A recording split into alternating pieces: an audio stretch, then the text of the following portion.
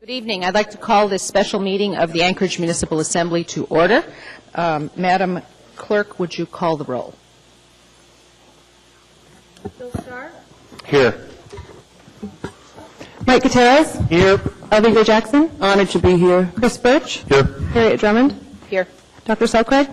Here. Debbie Osiander? Patrick Flynn? Present. Jennifer Johnson? Dan Coffey? Here. Mr. Chairman, we have a quorum. Thank you, Madam Clerk. Ms. Gray Jackson, would you lead us in the pledge?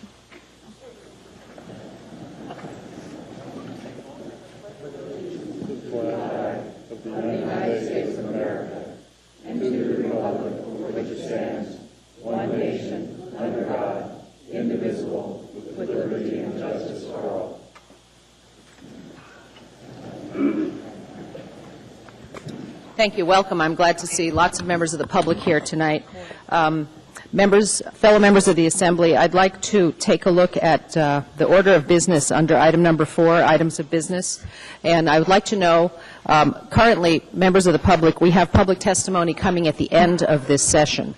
If there are those of you in the audience who would like to participate, who would like to testify to the Assembly before we get into the presentations, would you please raise your hand?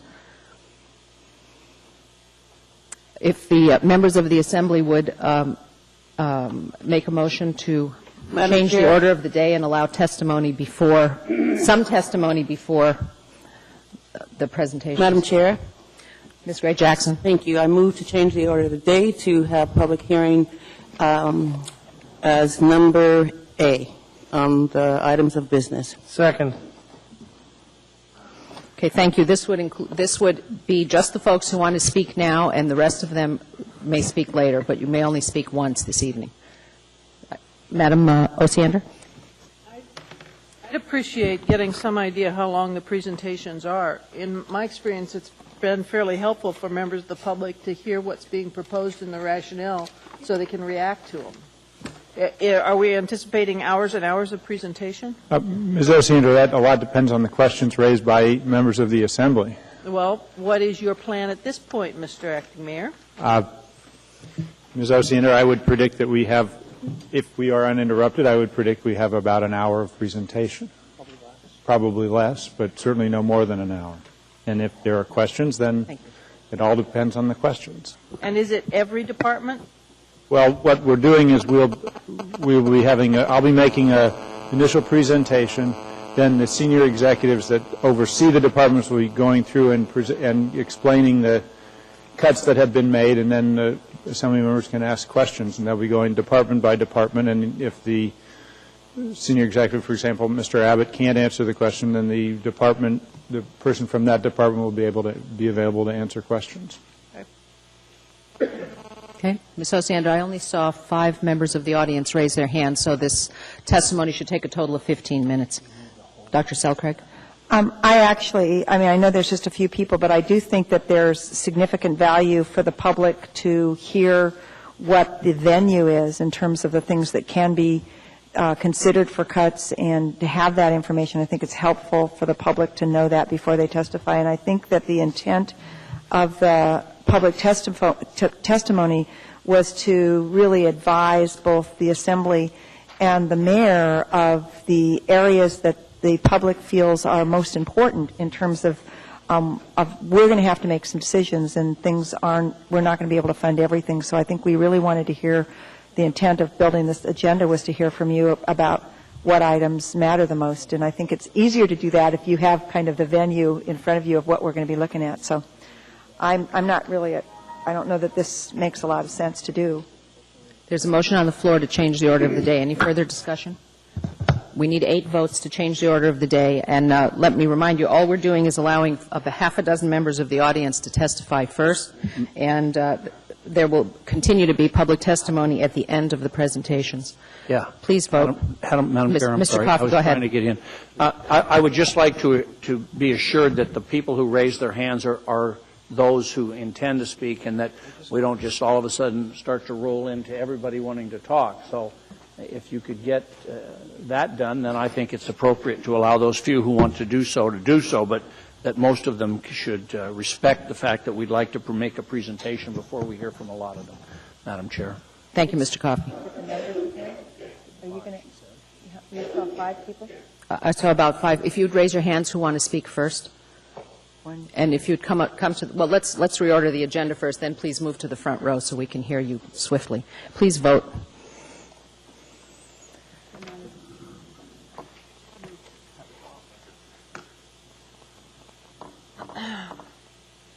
Thank you. The public may testify beginning right now. Please come forward.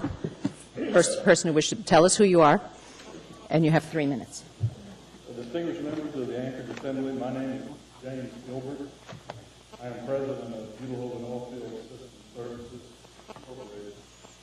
We employ some 450 workers in Alaska, and about 50 of which are state licensed electricians. We've been in business in Alaska for 39 years. Our owner started the company with Cook Inlet, doing work for HERCO. We have grown substantially. And now we do work all over the state, in remote areas, and around the Anchorage and Mat-Su Valley. As you look for ways to decrease the budget and alleviate the $17 million shortfall, please consider the following. The recent contracts with the IBEW Local 1547 that was passed by the Anchorage Assembly has language that will certainly increase the cost of doing work for the municipality. The contract has a union signatory clause that requires all contractors performing electrical work for the municipality to be signatory to the union. This discriminates against my employees and the majority of electrical workers in the municipality area. This signatory clause extends the union's right to protect work for ML&P employees to the entire IBEW. I don't believe the union has the right to apply this signatory clause that is contracted out by the municipality for work that has never been performed by members of the bargaining unit covered by the contract. This clause will certainly drive up the cost associated with work performed by the Muni.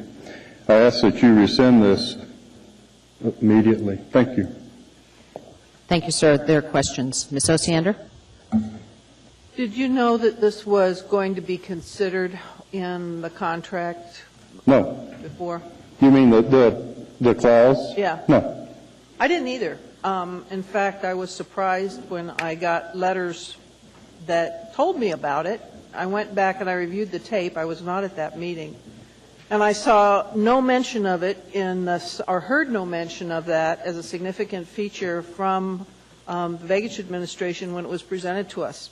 I'm a little bit upset, and I've asked for clarification from the municipal attorney. So I think we'll at least learn more.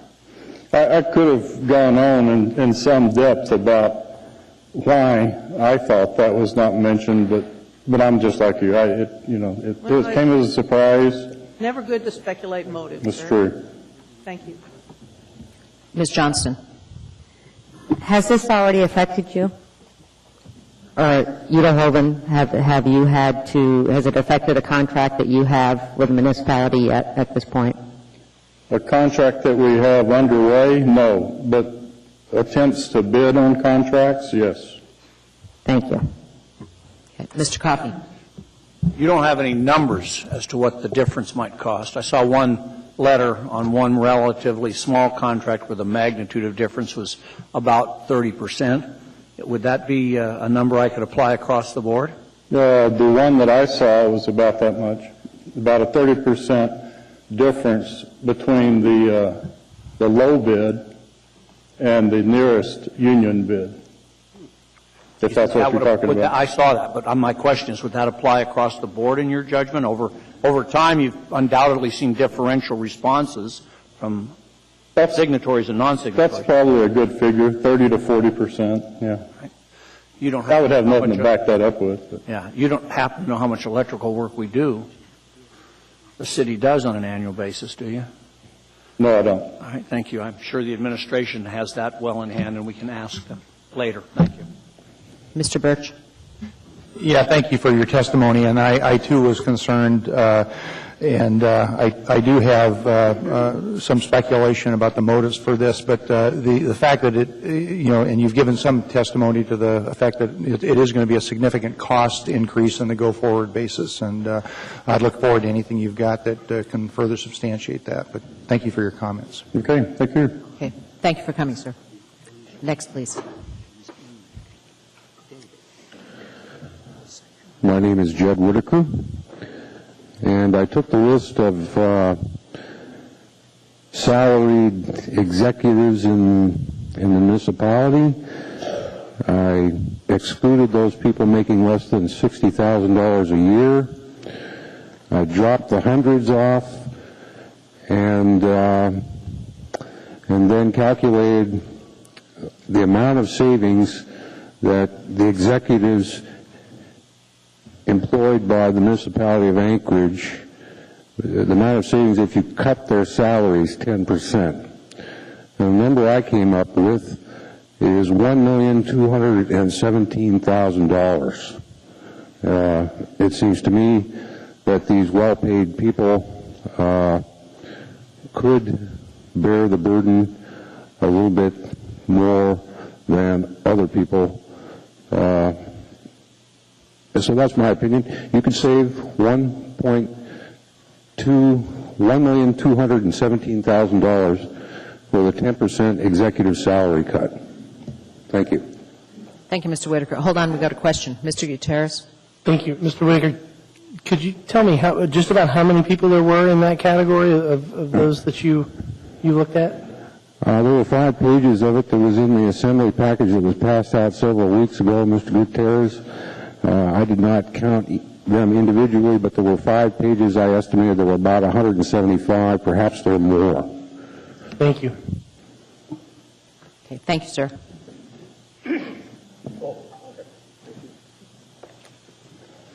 Good evening. My name is Jeffrey Manfo.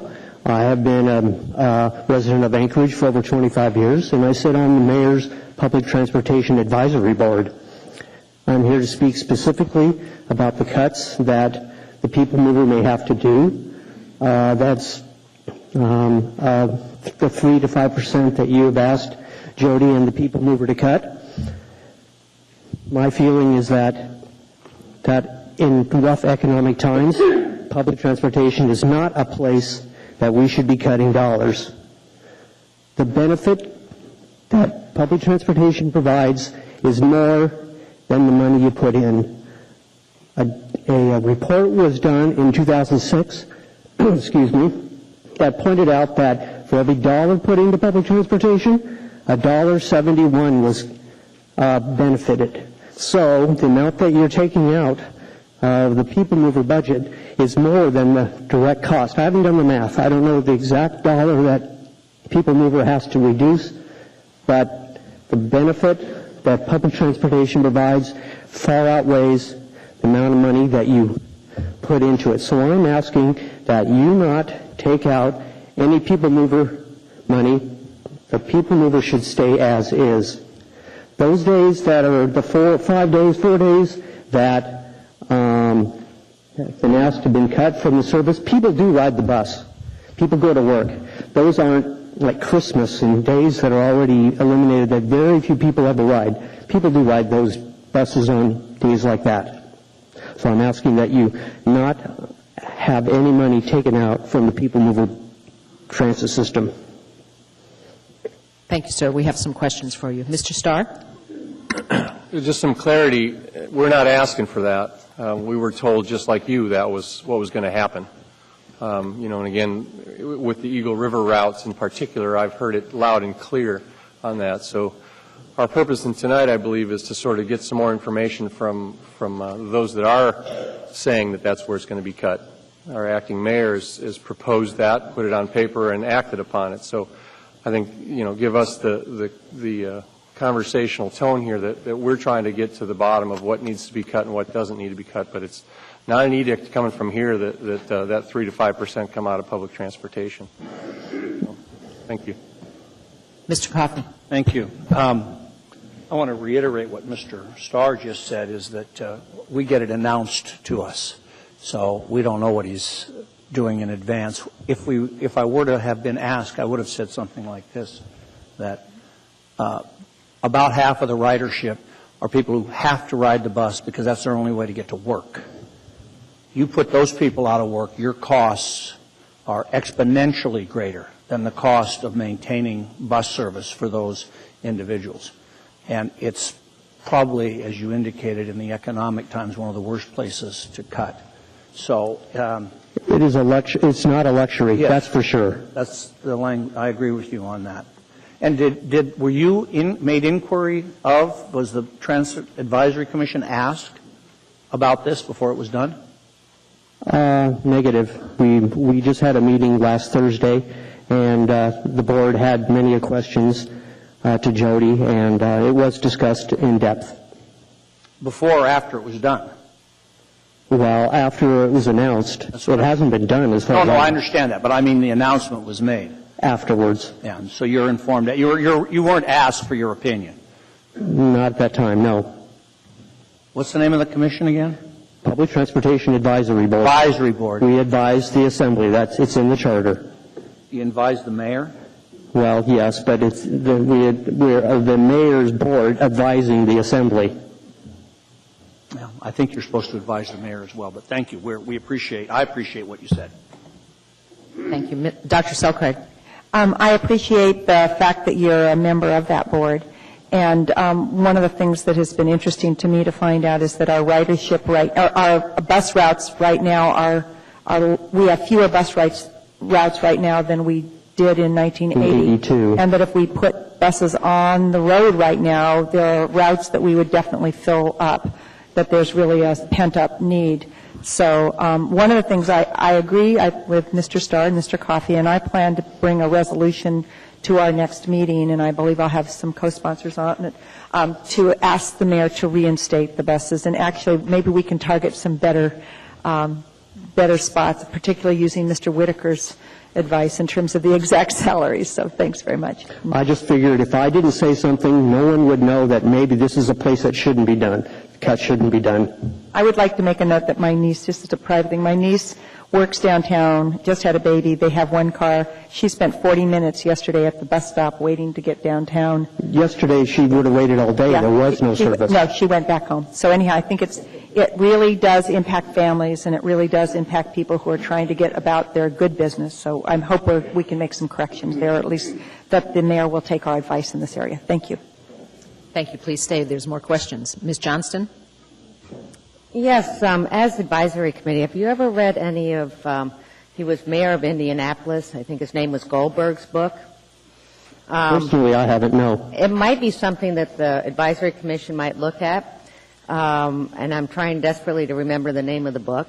Sorry. 21st Century City. Yeah, 21st Century City is one of them. He's written 2 books, and he revamped, as mayor of Indianapolis, how they operated the city, and it all started with the bus service, because the bus service, when it came to cuts, that was the first place they went to cut, and he realized that that was inappropriate and was not the proper thing to do. So I would suggest, as an advisory commission, if you could get a couple of his books, go to the library. If you can't, I'll lend you mine and look at it and see if it's something that we can look at as far as municipality of Anchorage. If history is any guide, but the bus system has been a place where cuts have taken place in the past. It always seems to be kind of the ugly daughter. Right, and this is what he found, but he found that there was a way to make the bus system work. And so, anyways, I'd appreciate you looking at his books and see what you think about it, and see if it's something that the advisory commission can get their hands on. I will check that out myself. Thank you. Okay, one more. Ms. Gray Jackson. Thank you, Madam Chair. I'd just like to thank you very much for coming out and advocating for public transit. I've lived in this town for 27 years, and I rode the bus for 21 of those years, and I'm really glad to see some of my colleagues that, I don't know if they've even ever been on a bus. I'm glad to see that they are publicly supporting public transportation. So thank you. Okay, thank you, sir. Thank you. Coming. Next member of the public. Good evening. Welcome. My name is Tim Jakes. I'm the Vice President of Gilhoven Oilfield. As Jim Gilbert mentioned, we have over 450 employees in Alaska, 50 to 75 of them of which are licensed electricians. This company has been in business for almost 40 years, of which 20 years our headquarters have been here in Anchorage. And I myself have been a resident of Anchorage for over 30 years. Tonight's assembly meeting is about the city of Anchorage experiencing severe budget shortfalls. To that end, the contract of the IBEW Local 1547 that was recently passed by the Anchorage Assembly, which we believe, by the way, is illegal, would deny our firm and many other firms the right to bid or perform electrical work for the municipality of Anchorage and severely limits competition in the city of Anchorage for MOA projects. I question whether the Assembly actually had the opportunity to read this ratification in its entirety before approving the clauses.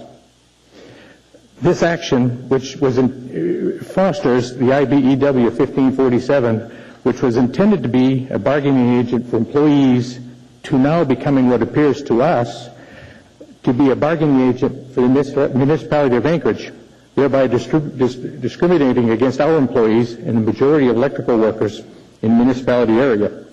The action actually extends the union's rights to protect work for them ML&P employees to all municipality contracted and subcontracted work, even for work that has never been historically limited or performed by the members of the bargaining unit that this contract covers. We believe that this is the beginning of an IBEW monopolistic approach to controlling the municipality of Anchorage construction and maintenance projects. And I do have a specific project that I'll address here for cost shortly. What this means to our employees is that they may need to move out of the city of Anchorage if work is denied for local resident electrical workers. If it's not available to them, and in the union, when their union halls are emptied of union employees, and this will happen pretty soon, and I think you're going to see that happen in the next year or so, when this prison gets going and all these union workers are sucked up. Well, where are these workers going to come from? They're going to come from other parts of the country. They're going to come from the lower 48, other union halls, their travel cards. That's how they do that. And what that means is you're going to displace union and non-union employees, open shop, let's call them, that are city taxpayers. You're going to send them down the road. They can't do your work any longer. You're going to bring these union employees in. They're going to take their tax dollars and they're going to move back to where they're from when they finish these projects. They're going to pay taxes in their local areas. So we're getting hit twice here. So these same current local employees that this provision is displacing out of work, you're going to expect them now to continue paying taxes, yet we're not allowing them the opportunity to earn a living here at home in Anchorage. We were recently awarded 2 MOA electrical project contracts, one as a subcontract and one as a prime contract. Okay. Sir, you need to summarize. Get that button. $8 million. We got it. Okay. Now, I'll summarize quickly. The amount of about $8 million to our firm, but the city realized their savings of over $2 million on these $8 million. Underneath the 3 bidding union contractors, 2 non-union contractors, open contractors. So that was a $2 million savings to the city of Anchorage on these 2 projects alone.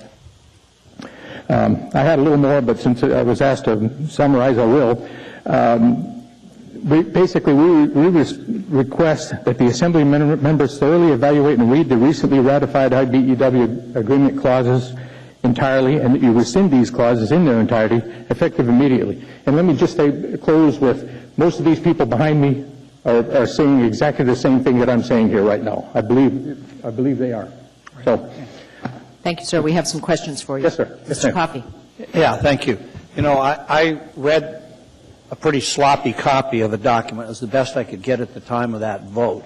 And it had interlineations in it and so on and so forth. And I don't recall reading that. And then I've been trying to get a copy of that contract again. And one of the things I got in that quest was a summary of economic effects, which they're required by law to bring us a summary of economic effects, public sector and private sector. And the statement in the summary of economic effects as to the consequences to the private sector was none. You agree with that? I agree.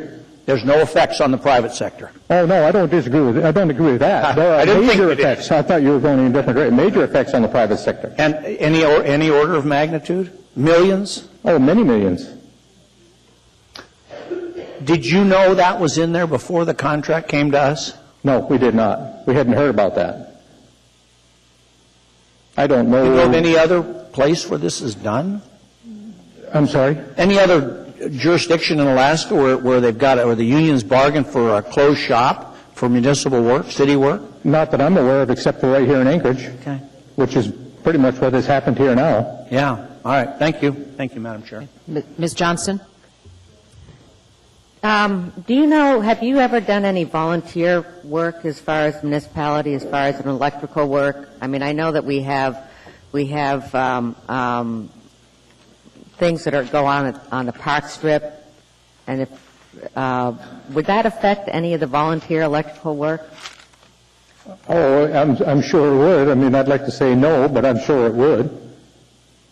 So if somebody voluntarily went to set up the booths and everything as far as any fundraiser, like Awakes, 4th of July, then they would have to have a union shop do it? Absolutely, if it's going to be a paid task, if it's a municipality project, yes. Even though it was volunteer? Well, I don't know about volunteer, no, I wouldn't rule on that. Thank you. Ms. Osiander? My understanding is this provision extends IBW, I don't want to use the word control, but oversight in various departments where they haven't historically worked, like departments of neighborhoods and maintenance and operations, those departments. So I just wanted to ask two things. One, is that your understanding? Have you looked at that? And two, the other question I wanted to know is, how long has your company been contracting with the city? First, yes, it will affect from what I understand of it, any maintenance and any contract work, prime contract and subcontract throughout the municipality of Anchorage, municipality projects. Okay, well, I'm going to have to clarify that because I've heard contradictory things. So Okay. that's all my That's question. what we understand. Now, we haven't Okay. seen the whole thing. We've read excerpts, perhaps like some of you people have. We haven't seen the whole thing. But we understand that. As a matter of fact, we had a project that we were going to bid, we did bid a while back, and it was taken off the table for a while because of this, and it almost went strictly to union contractors. And we were a little disenchanted with that. Okay. Tell me about your business. Do you do a lot of city work? And how long have you done city work? We don't do a lot. We do it's cyclical. Every couple of years we'll do some. We've done some work in the municipality pump houses. We do a lot of. We're a mechanical electrical firm, so those type of projects are what we focus on. Okay. We have a Highland pump house we're doing now, mechanical electrical. All right. We did Henshaw on 36th Avenue 2 years ago. So it's a couple of years. This year here we have under contract just under $10 million for the municipality of Anchorage. One is a prime contractor, one is a subcontractor. Okay. Thank you. Mr. Birch? I want to thank you very much for your testimony this evening. I have received an incredible number of testimonials and emails, basically from firms similarly situated as yourself, and it indicates to me that this is an extremely widespread problem. I'm very troubled that the facts were misrepresented to this assembly. Certainly at the time that those labor agreements were up for consideration by this body, and the fact that it's by your count, at least a 20%, I think we heard 30% increase in cost to the tax-paying public is really very significant, particularly in these times when we have very limited public dollars. But you'd indicated that there are many in the audience that were perhaps supportive of your position. Would it be appropriate to have them stand up? Absolutely, if they're willing to. Very good. It looks like everybody in the room. So yes, sir. Thank you very much. Thank you, Mr. Birch. Mr. Starr? Mr. Birch, I just note that Mr. Birch, I would just note that the vast majority of people in the room stood up, but there were a few people that did not. I know, Mr. Birch, we've had conversations before about not wanting to misrepresent how many people stood up or didn't stand up. on other matters like this, and I agree that vast majority were saying, but I saw some that were not. I will push 90%. There we go. Mr. Starr, your question. Thank you. Your illustration of the cost to the city is the imperative part for me tonight, because we're talking about budgets and the cost of government to the city in lots of different forums here. Is the cost of the work that we contract out, the cost of the taxpayers for just general government. So, you know, and I'm not trying to miss it here, but your comment on saving the city money is valid to me from the perspective of what you're saying. By bringing the fair market choice to the bid, you actually, you know, pull the cost down to a competitive aspect. Is that what you're trying to illustrate to me when you said you saved the company $2 million, or the municipality? Yes. Yes. So that's the illustration there, is the ability to fair market bid, union or non-union. It comes to who has the best price. Open shop. Yeah. Right, union or non-union. Have you had the recent experience of being refused a bid package? We had a recent experience, no. What the experience that we had was we went to pick up a bid package. We picked it up, got a call a couple of days later, said it may be rescinded, that we may not be allowed to bid the project because of this. They didn't say what it was, but once we figured out what was going on, it was because of this, and it was put on hold for 2 weeks, I believe, and then it came back out, and they said would be allowed to bid it. Who called you? It was, actually, we called the city of Anchorage, because we had heard that they were going to pull this, and I myself called someone within the city of Anchorage and said, "What is this being held or withdrawn?" And they said, yes, it was. Okay. Thank you very much. Okay, thank you, sir, for coming. More questions? That would be all. Thank you. Thank you. Good evening. My name is Seth Anderson. I'm also a member of the Public Transportation Advisory Board. In addition to Jeff's comments, I just have a few other points that I would like the Assembly to consider when you're discussing which cuts to accept and which cuts to send back to the Mayor's office. The first point I have is that what Jeff said, in times of financial stress, that public transportation ridership booms. We saw this last summer when gasoline prices hit an all-time high. We had record ridership, which resulted in record annual ridership for People Mover history. The current recession that we're experiencing, and it's expected to continue through 2009 into 2010, we should only expect that we're going to have the same ridership booms that we had last summer, and possibly more. My second point is if the goal of the administration and the Assembly is to increase efficiencies in Anchorage's budget, transit should be funded before road projects. Jeff and Ms. Selkirk mentioned before the benefit of the bus system over spending money on roads and road maintenance and costly parking spaces, which each of those alternatives is no way more efficient or better use of transportation funding than to support transit. The last point I have is that transit in Anchorage has been cut 15 out of the last 26 years, and in that time, ridership has reached its record levels this year, and the Anchorage population has also increased by 30%. So all of that with less service than we had 26 years ago. So in closing, I'd just like to ask the Assembly to consider these points and try to find other places to make budget cuts before cutting transit. Right now, People Mover is seeing increases in the number of users who rely on transit to commute to work, and we're also finally seeing increases in the users that choose to use transit to save money in their personal budgets. If you have any questions, right now is fine, but you can also contact any of us on the advisory board. We're always willing to answer any questions. Thank you, Mr. Anderson. Dr. Selkirk has a question for you. I just want to clarify, transit has been cut every year? Is that what you were saying, or a total of 15%? 15 of the last 26 years. I'm sorry, 15. Oh, okay, I understand. Thank you. And actually, I would be interested in following up with some detailed information.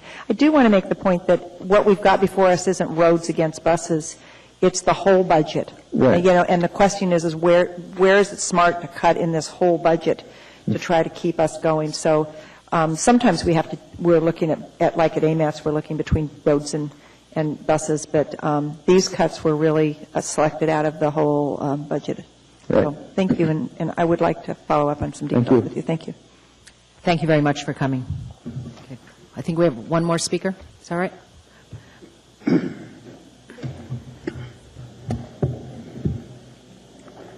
I don't know. I'm sorry, sir. I didn't see you raise your hand at the outset of this meeting. Yes, I did. Okay. Go ahead. You have 3 minutes. My name is Dennis Ebert. I'm president of Megawatt Electric. Our company just finished one of the city's largest projects in the last several years, the new Denny Civic and Convention Center. We were honored to receive this plaque right here from the previous mayor, Mark Begich, and the Civic Venture Board for recognition of Megawatt's outstanding contributions to the center. With one stroke of your pen, you just took this plaque away from Megawatt Electric and all its hard-working employees that contributed to this project. With that said, before I leave, Megawatt Electric wants to give this back to the city, seeing how with the new IBW contract you authorized doesn't allow our company or any open shop company to participate in the bidding of any of the municipality work for the next 5 years. If this contract gets modified to allow competitive bidding once again, I'd be more than happy to take it back. It just seems ironic that it was fine for our company to perform one of the city's largest projects, but now are no longer qualified or professional enough to perform additional work for the city, even though we saved the city hundreds of thousands of dollars on this project over our union counterparts. I want to make this perfectly clear that we're not saying take away the union raises or cost of living expenses, especially for the hard-working police and firemen's workers that do an outstanding job for our city.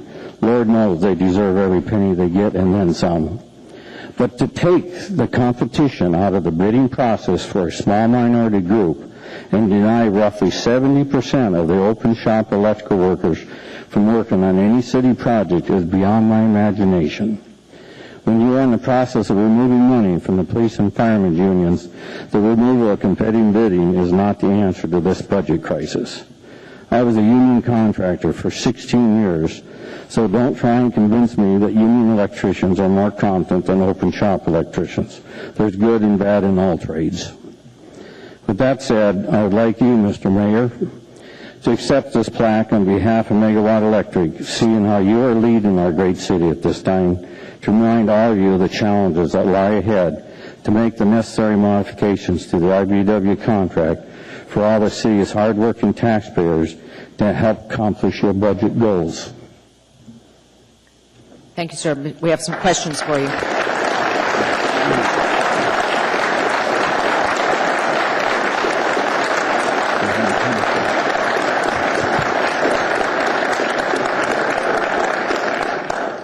Mr. Coffey. Thank you. As one of those who voted no, I'd like to ask you a couple of questions.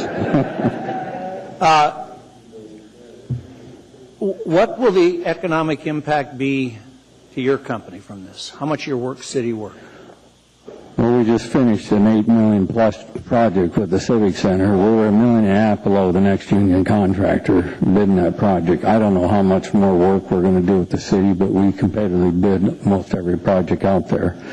I have 60 electricians working for me, and I like to keep them busy, and the city is an important part of our success. Okay.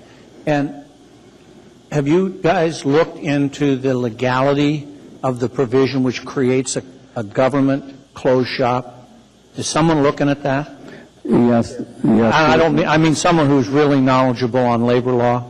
We belong to ABC, and their labor attorney is looking at this. We feel it is illegal, and hope we don't have to go there. Hope the assembly members will ratify it without having attorneys drawn into it. Yeah, you might ask him another question just for my edification or anybody else's. What authority does the Assembly at this juncture have to rescind it? And I don't know the answer to that. But I do know this. When I get a summary of economic effects, it says no private sector impacts, none, and it's absolutely false. I start to wonder about what was presented to us by the administration. So thank you. Thank you, Mr. Coffey. Mr. Starr. Thank you for coming down and testifying. I know it's never fun to address your government when we're not doing what we should be doing, and that's representing you. And I voted no, but that's really not the issue. I feel I let you down. I do diligence. That's hopefully my reputation that I read it, and I read everything, and I didn't see it. I didn't see it. I didn't pick up the interpretation of that, and I apologize because I think I should have. And so hopefully I can come up with some crafty and perhaps deliberative interest of the rest of my assembly to make it right. That's all I can promise you tonight. I could quiz the mayor, but it'd be inappropriate. We're in public testimony. I could quiz him as to what the administration intends to do with it. We've been all over contracts and side agreements and that. We saw 2 major labor contracts that same evening. We should have been better at it, and I apologize. So thank you for coming down. That's why I'd like to leave this plaque with the mayor, so to remind him he's got a job to do as the leader of our city. We have a couple more questions for you, sir, if you'd please wait.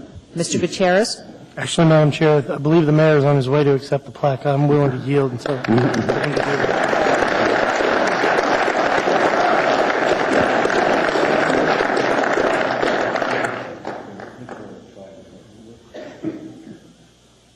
I'm sorry.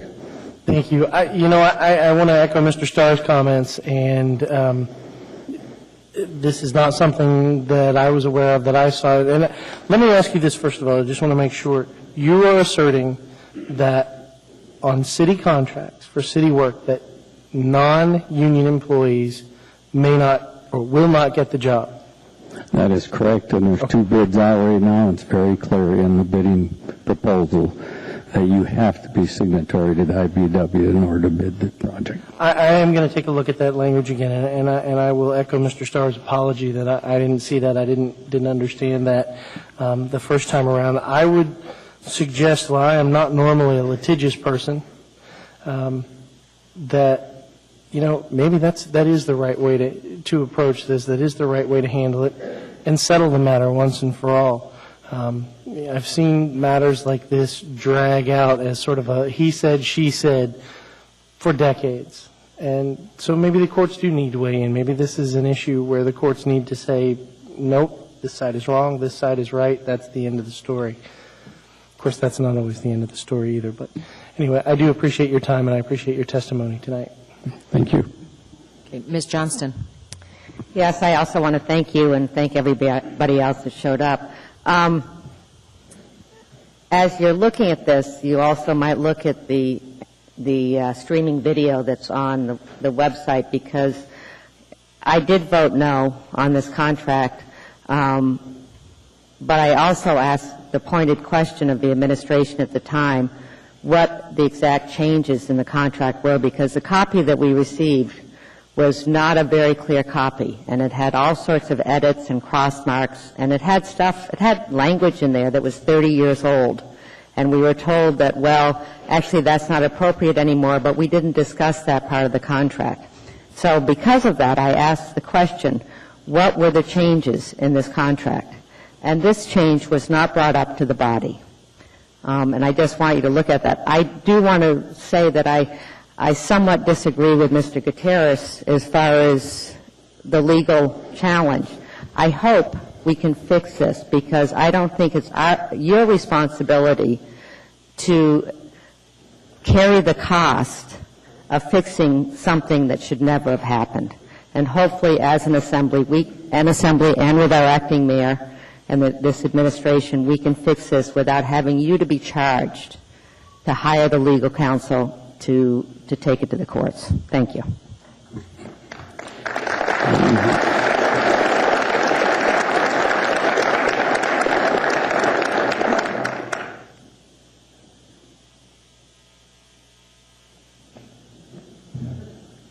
Welcome.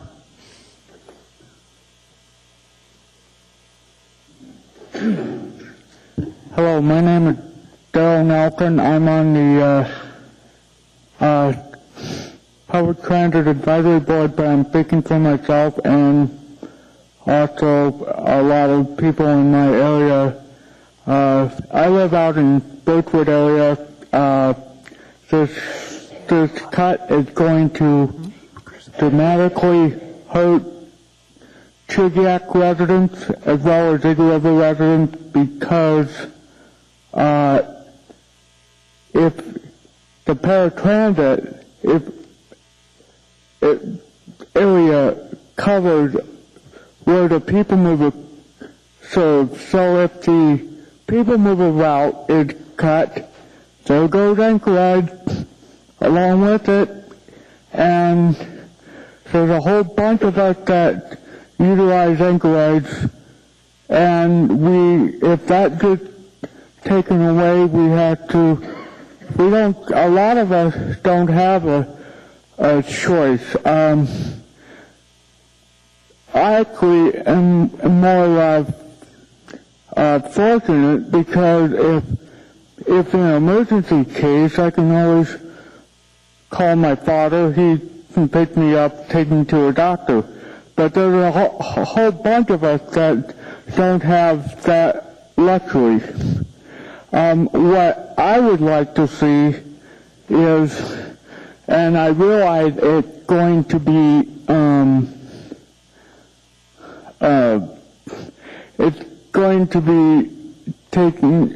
looking at the contracts again, but to make it fair, you need to eliminate Saturday, Sunday service, and you got to look at the contract to add federal, state holidays. That includes days like Sewer Day. I don't like budget cuts. I am a property taxpayer.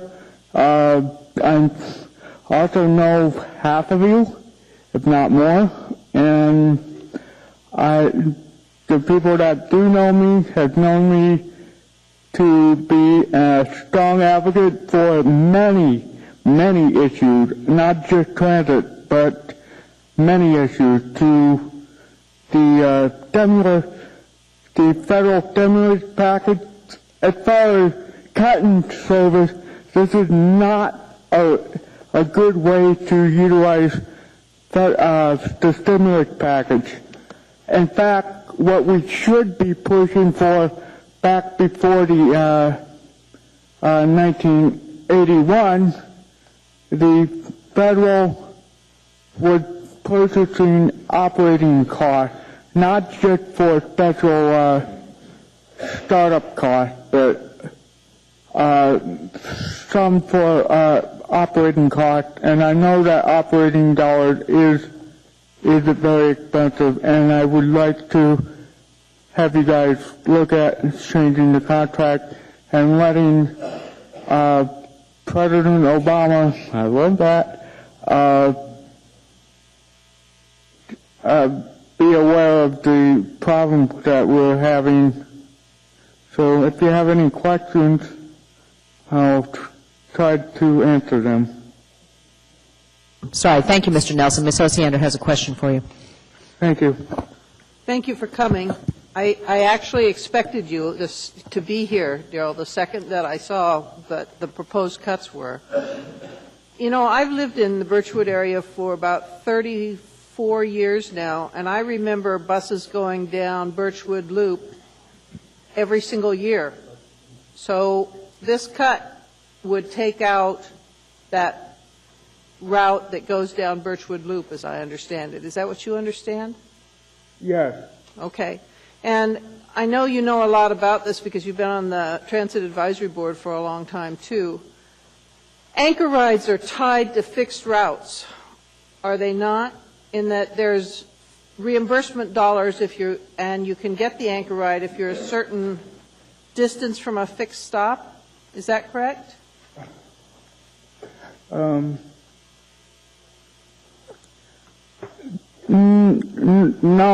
What happens is you call in a day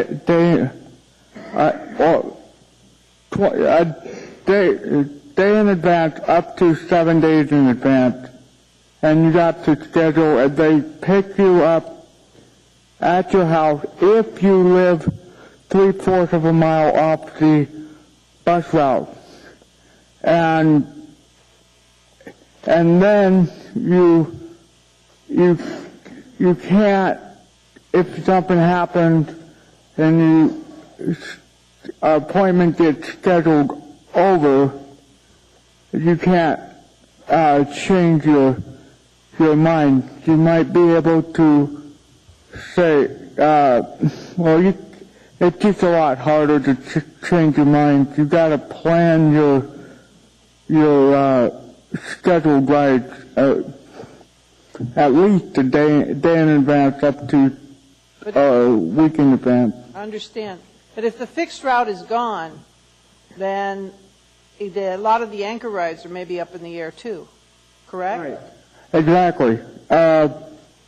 If the fixed route is gone, then anchor ride is completely gone in that area. Thank you. Thank you, Mr. Nelson. Appreciate your coming. Thank you. Okay. I'm sorry, we're at the end of the first section of public testimony. That's been way more than half a dozen folks. We will return to public testimony. Next item on the agenda, presentations by selected departments. Mr. Mayor, Mr. Abbott. Thank you, Madam Chair. Before the senior executives present, I thought I would go through the process that we've gone through in the mayor's office and the policy considerations in our whole, basically how we've done this and why we've done it the way we've done it. The first thing that we did, and when I met with Sharon Weddleton, the chief financial officer, and others, was to identify what I believed was what we could confidently state was a conservative estimate of the revenue challenge and an estimate that was fiscally responsible for the city looking into the balance of 2009. In looking at that dollar figure, we came, for reasons that were explained in a great deal of detail on Friday, and I won't repeat today, to the target number of $17 million. We recognize that as time goes on, that may shift, but we believe the shift would be no more than 5 to 10% either direction. Then in terms of looking at cost cutting, one of the priorities we had to consider is minimizing layoffs. A second was to minimize the disruption of public services. It was important to recognize that if we take public safety, meaning police and fire, and add to that the roads budget, that's 55% of the municipal budget. And to make cuts in the municipal budget and say that any one department was essentially sacred and shouldn't be cut made it very difficult given the large portion that public safety roads play in the budget. A perfect example, we've heard testimony tonight about the people mover service, and one of the questions we said was, if we were to just simply eliminate funding for two departments, could we make up the $17 million deficit? And the answer was, for $12 million for people mover and $6 to $8 million for parks, you could make up the deficit. And in discussions, we were in complete agreement that that would be unacceptable in this community. And that led us to the conclusion that we needed to address cuts in a way that was with rough equity amongst the departments. It doesn't mean an exact same cut from each department, but it meant looking at all the departments collectively and trying to come up with ways to make cuts that were going to recognize some cuts from all departments, some larger as a percentage-wise in some departments and some smaller in other departments. And that's a process of getting recommendations and going forward. It was also important to move along at a reasonably quick pace. And the reason for that is that a perfect example is in December we learned that the fire department had about projected $1.8 million in extra expenses, primarily overtime. We learned that in mid-December, and so the Assembly was left with the question of either appropriating money from fund balance to keep the fire stations open, or say, well, we're not going to use any money from fund balance and close the fire stations for the last 2 weeks of the year. Frustrating situation, but as to no one's surprise, we couldn't really close the fire stations for 2 weeks. And so we took the money from fund balance and and kept the fire stations open. If we had been told in January of 2008 that there was a projected overtime challenge of $1.8 million, we would have easily said, okay, that's about $150,000 a month, and you spread that over the course of the year, and it becomes much more manageable. So in the same way, looking at cutting the budget, it became very important to implement what we could as quickly as reasonably possible so that we could spread those costs over as much of the year as possible without cause a minimum reduction of service. If we take some of the cuts that we've articulated and start them in June, July, September, the level of service cuts to the public will be far more drastic than the cuts that we have gone forward with. I think the other part that's important in looking at cuts and working from the $17 million figure is that it's both important from a business perspective to avoid overcutting and at the same time avoid undercutting, that if you overcut and then realize that you didn't need to cut that far, bringing the service back up to the level that you could afford is more expensive than having kept it in place. And by the same token, if you undercut and then discover that you need to make more savings, you're then in that place where it's late in the year and making the savings becomes much more challenging. So we recognized all those concerns in looking at the budget issue. We also carefully reviewed the municipal charter and Anchorage Code, and what that makes very clear is, unlike the state government in which the governor has line item veto authority to reduce spending authorized by the legislature, under the Anchorage Charter and the Anchorage Code, the mayor's line item veto authority really exists in the form of not spending money. The Assembly appropriates money by department, but there's no requirement that the mayor spend that money. And so we are exercising that power established in the charter and in the code to, if it seems appropriate, not spend the money and start doing that sooner than later. Now, I've already talked a little bit about the fire department as an example of why it's important for the mayor's office and the departments in the administration to take those steps sooner than later to try to spread any costs associated with cutting the budget over as many months as possible. The process has been, given the time, we've worked quickly and in a great amount of detail after identifying the approximate $17 million revenue shortfall with the executive team. We then announced to the public what we believed the challenge was, and then our next step was going to the department heads, and what we asked each department head to do was come back to the administration with a 3% reduction and a 5% reduction in their spending through the balance of the year. We asked each department to come up with recommendations of how to do that, ways to reach those goals, both in terms of reduction in service, in terms of leaving positions unfilled, in terms of potential layoffs, and it gave us a fair bit of feedback. The executive team then pored over all these scenarios in multiple meetings to decide how best to approach it. We had a first round of cuts in which some departments were in the 3% range, some were in the 5% range. We made some larger cuts early on. A perfect example was in the first round of cuts in the police department.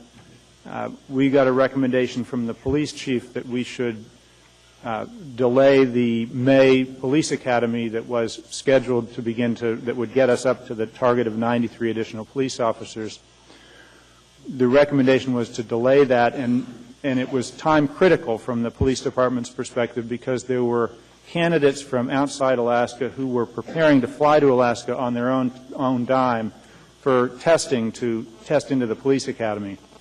And the police department's view, and after extensive debate within the executive branch, we concluded that we should cancel the academy and put it off until 2010. And the reason was that if we had potential officers coming up from outside on their own dime, pass the test, and then a week later or 2 weeks later the academy gets canceled, we lose our recruiting credibility as a city, and that's the sort of reputation that would hurt our ability to recruit for the police department for months, if not years to come.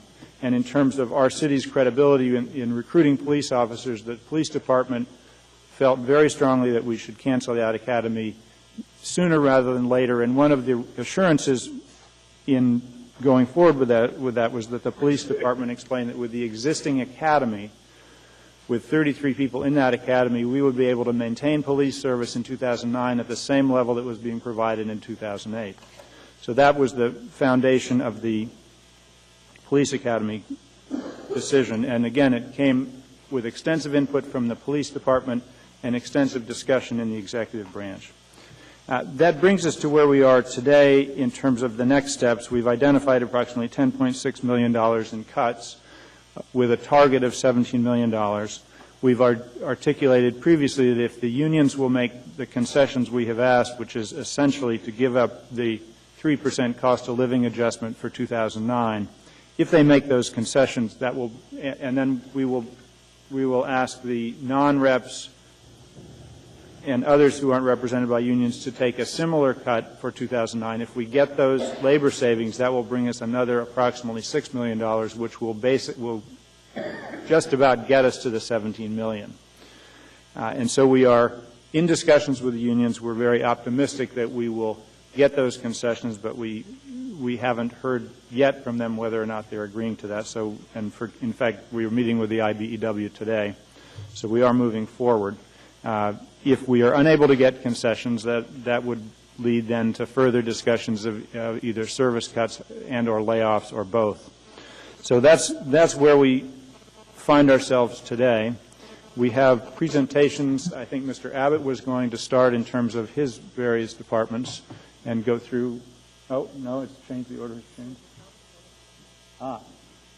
We're going alphabetically. I can certainly answer questions if the assembly members have questions of me before we start with departments alphabetically, or we can go to the departments. Thank you, Mr. Klayman. There are some questions.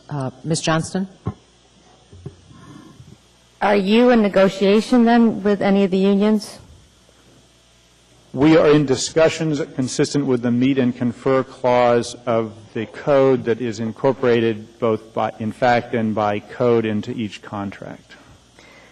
And I had understood as far as the non-reps, can the non-reps, can we take away their 3% or their cost of living this year, or is it next year with state statute?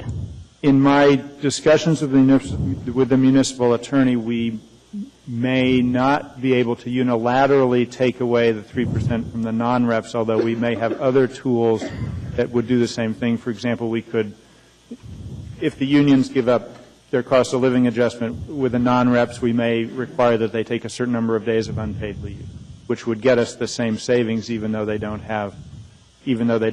reduce their wage level. And if you did get the concessions from the unions for 09, when we had 5-year contracts, and most of them could not be reopened until, what was it, 2011 or 12? Depends on the contract. So some of them were in the 4th year, some of them were in the 5th year, some of them were in the 3rd year. So this would just be for this 1 year? That's what we've asked for as a concession for this year. And so for 2010, we would be starting the process all over unless we had a great little pot of gold that ended up at the end of the rainbow. Well, there's a long history in the municipality of giving employees some frequency, and that's what the unions have long negotiated for, some reliable cost of living adjustment that reflects the reality that the cost of living is going up. And all the union contracts, and I think one of the people who spoke tonight who was unhappy with the signatory clause of the IBEW contract also spoke very favorably about union employees having cost of living adjustments. Part of what we need is a stable and secure workforce, and I think that's part of the price to have unionized labor, which is provided under federal law. So at this point, what we've asked for is only 2009, and there would be a cost of living adjustment that would take place if they give that concession in 2010. Thank you. Mr. Coffey. Thank you. Mr. Klayman, the presentation made on Friday at the work session was that the range of the deficit could be as high as $21 million? Mr. Coffey, my memory of the presentation was that the range, the most optimistic was approximately $6 million, and the most pessimistic was approximately $29 million. Well, fine, I'm just reading from the document that your administration presented to us. So if it depends on which page you're looking at, Mr. Coffey. Which page you're looking at, I'm happy to review the same Let page me ask you, where you're asking. the numbers are going to change as we go through the year. You said a minute ago that if you get the wage concessions from the unions, you would estimate that would be about $6 million, which would get us close to the 17. What do you anticipate doing if it's 21? If it's 21, then... Well, that's just a number. It's on page 39 of your material, so...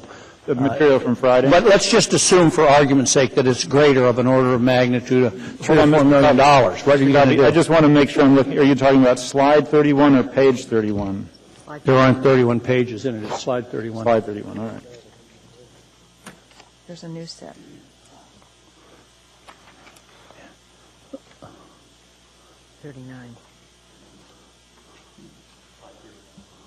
I don't see any of that figure on 39. It's slide 39. What did I say? 31? I heard 31. It's 21 million on slide 39. All right. It really, the number isn't the key thing. The question is we're estimating a range, and what would we be doing if we were unable to meet the deficit because it exceeded the 17 million? Then we would be looking at additional cuts. Yeah. Well, we get them announced to us after, so I thought I'd ask you tonight what you might be anticipating doing, if anything. I would be following exactly the same process that we have done for these cuts, is I would go to the departments and I would say, based on the latest figures, it looks like the figure we started out with, 17 million, has changed, and based on those changes, we need to find an additional $4 million in cuts through all departments. And I would ask for recommendations from all the departments, and then we would sit down with the executive team and evaluate those different recommendations and try to find a rough equity about how to make the cuts, recognizing that no matter how we make the cuts, there will be critics. I understand that. That's the hard part of it. But let me ask you this. Would you then consult with the Assembly in advance, or would you just announce them again? Mr. Coffey, I think it is crucial to implement them as quickly as reasonably possible. We have done that, and I would anticipate doing the same thing. So I guess the answer then is no. Well, we have been asked to keep the Assembly informed, and we have done that. The Assembly's role under the Charter and under our system of government is not, the Assembly does not participate in those functions of the executive branch. And I'm sure you understand that, Mr. Coffey. Well, I hear what you're saying, and I certainly understand your words. I'm not sure I agree with what you say. But my other question is this. If you get concessions from the labor unions, will you bring those concessions to us for ratification, either through resolution or ordinance? We would absolutely have to bring them for your approval. All right. And, okay, that's good. And then on the question of the state revenue sharing, which I believe is estimated at some $15 million. I agree with that figure, yes. I'm sorry? I agree that that's the figure that's in the budget. Yes, in the budget. And assuming that is an accurate figure, and we'll know in about a month or so, I think, month and a half, is it the administration's, or what is the administration's position for that? Over the last few years, it's been directed strictly to property tax relief. Is that your intention again, or do you intend to use it for some other purposes, to pay general government, for example?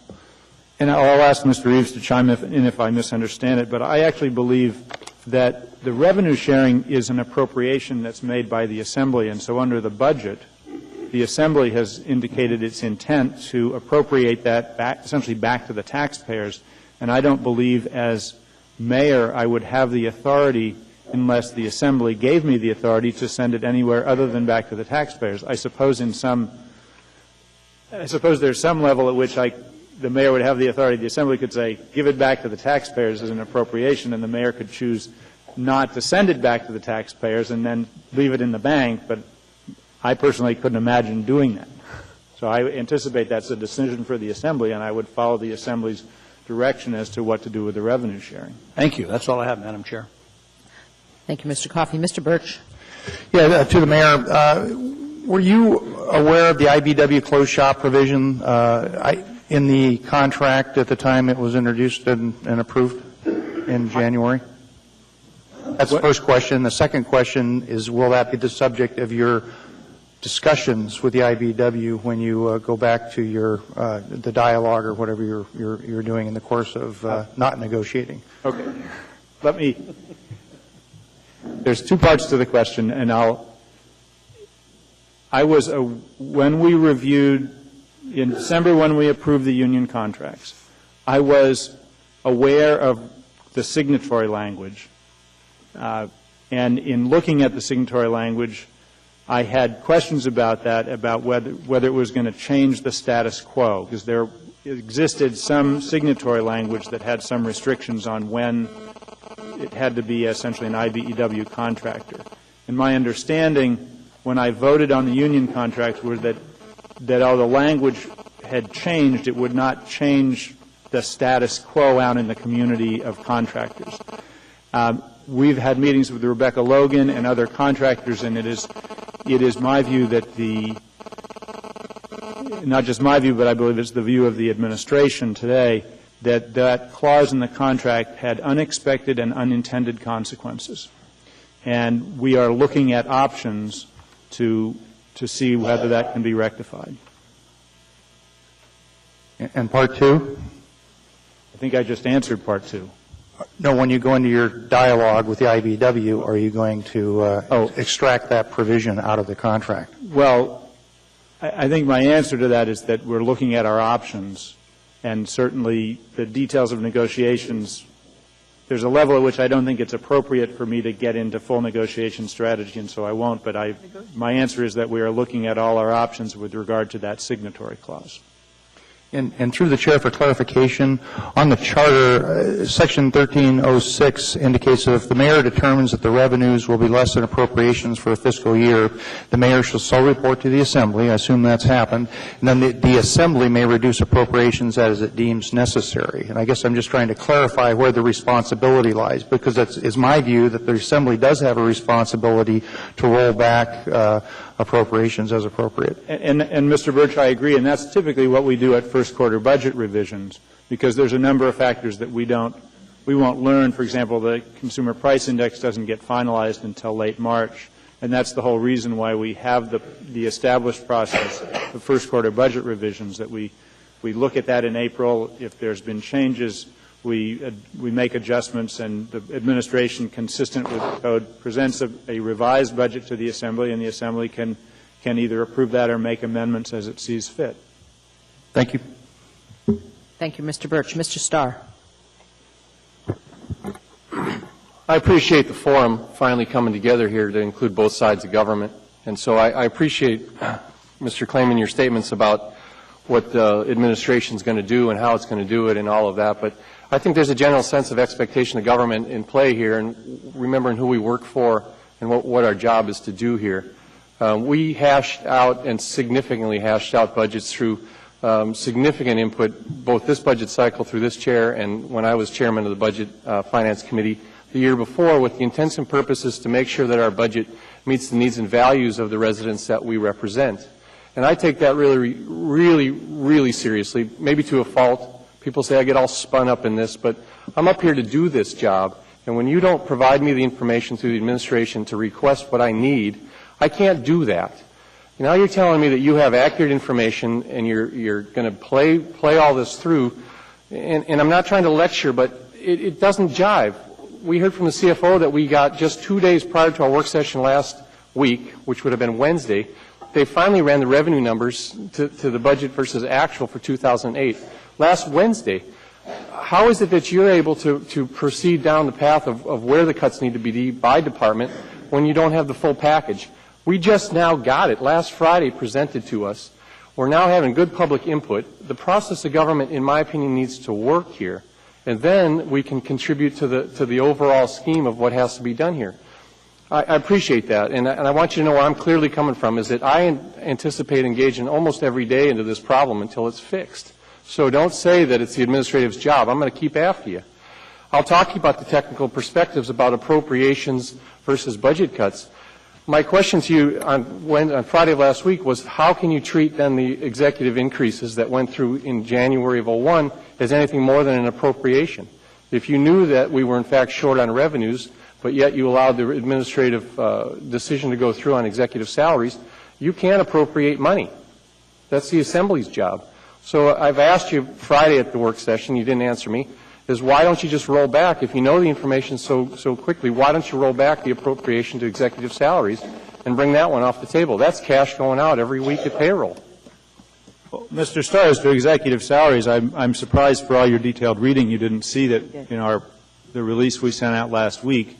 As to the senior executives, we did roll back those salaries. We took the 3% away, and that was consistent with my view that it was appropriate for the senior executives to not keep their increases. There's others that are listed as executives who don't qualify or not really management, and their work looks very similar to non-reps and represented employees.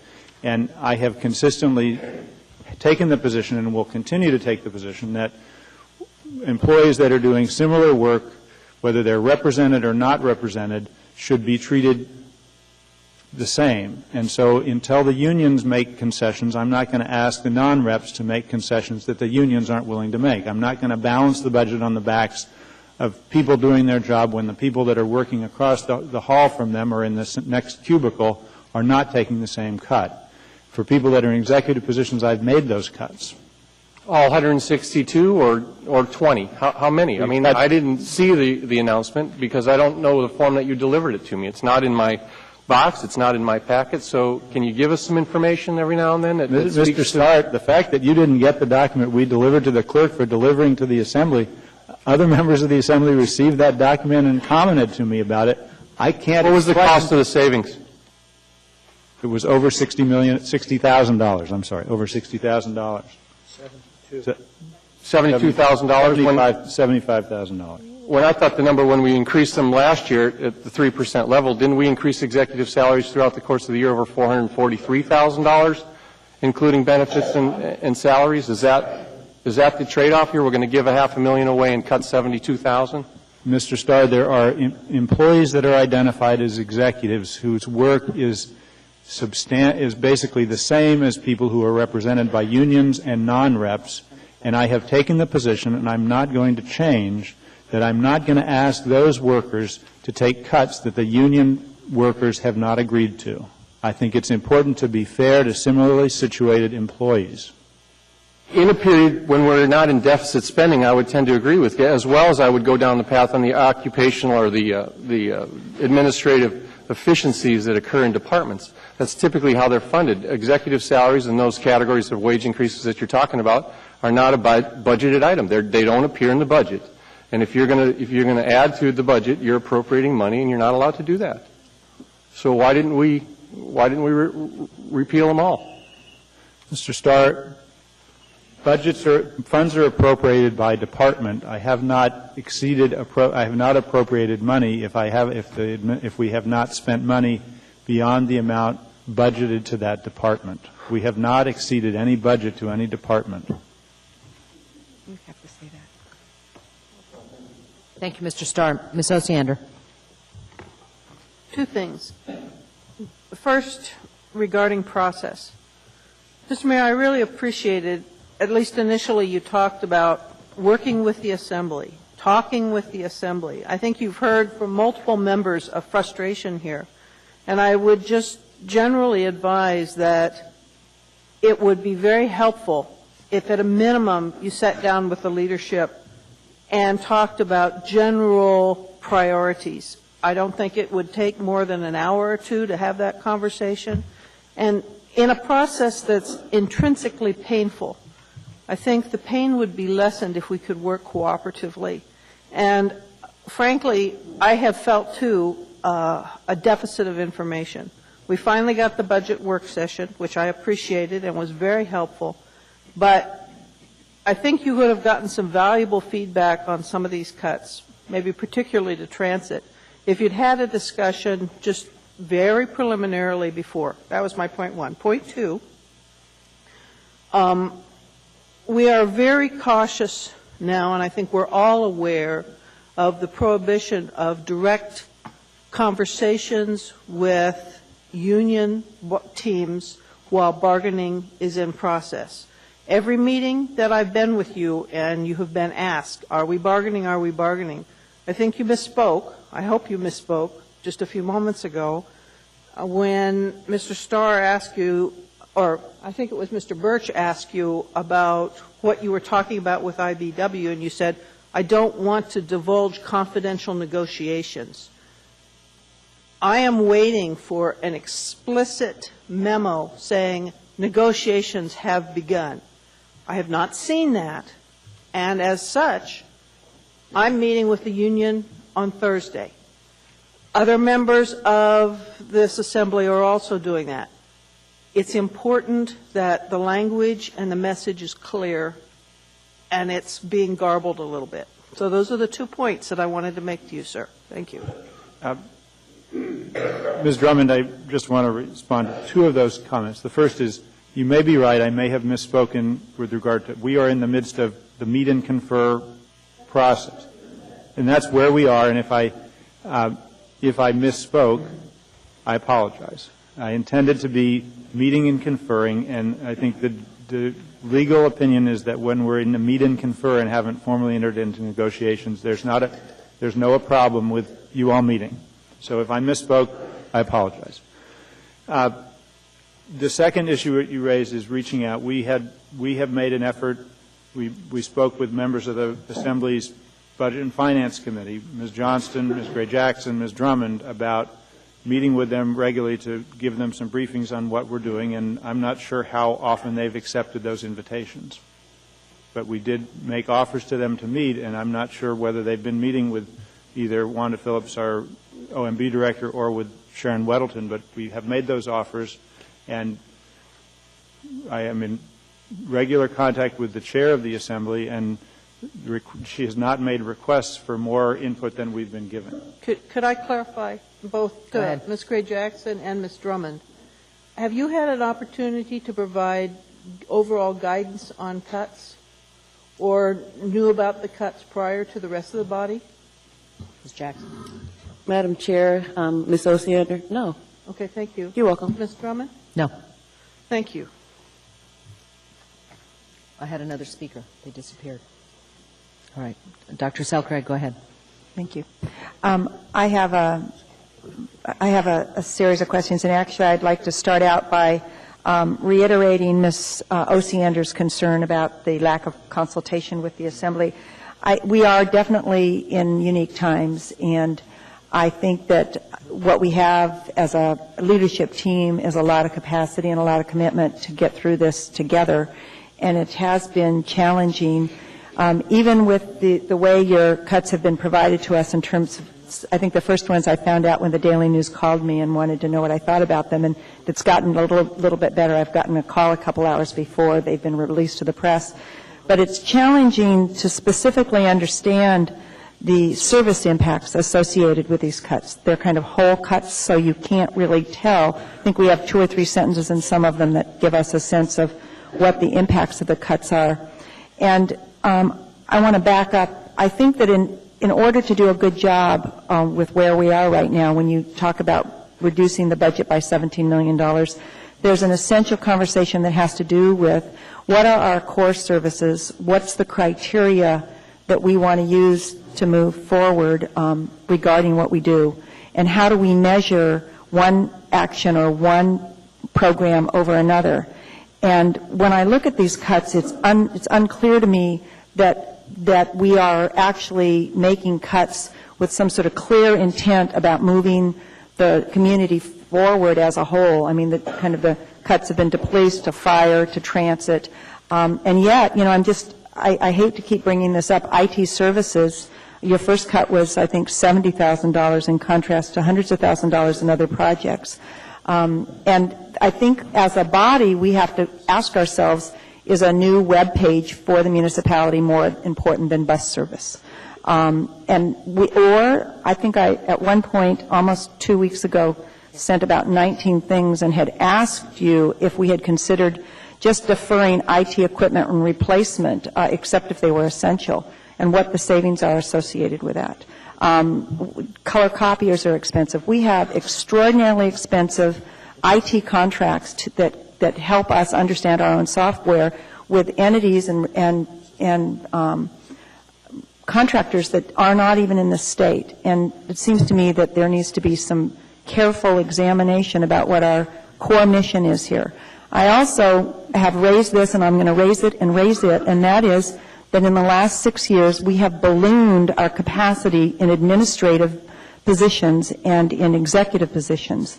And it would seem to me that rather than actually looking at single departments, we should look at the structure of the municipality and understand that if we have to proceed with fewer bodies here or fewer services here, more than likely we would be smarter to cut in that administrative area that actually the city seemed to function pretty well 5 and 6 years ago without the number of administrative positions that we have now.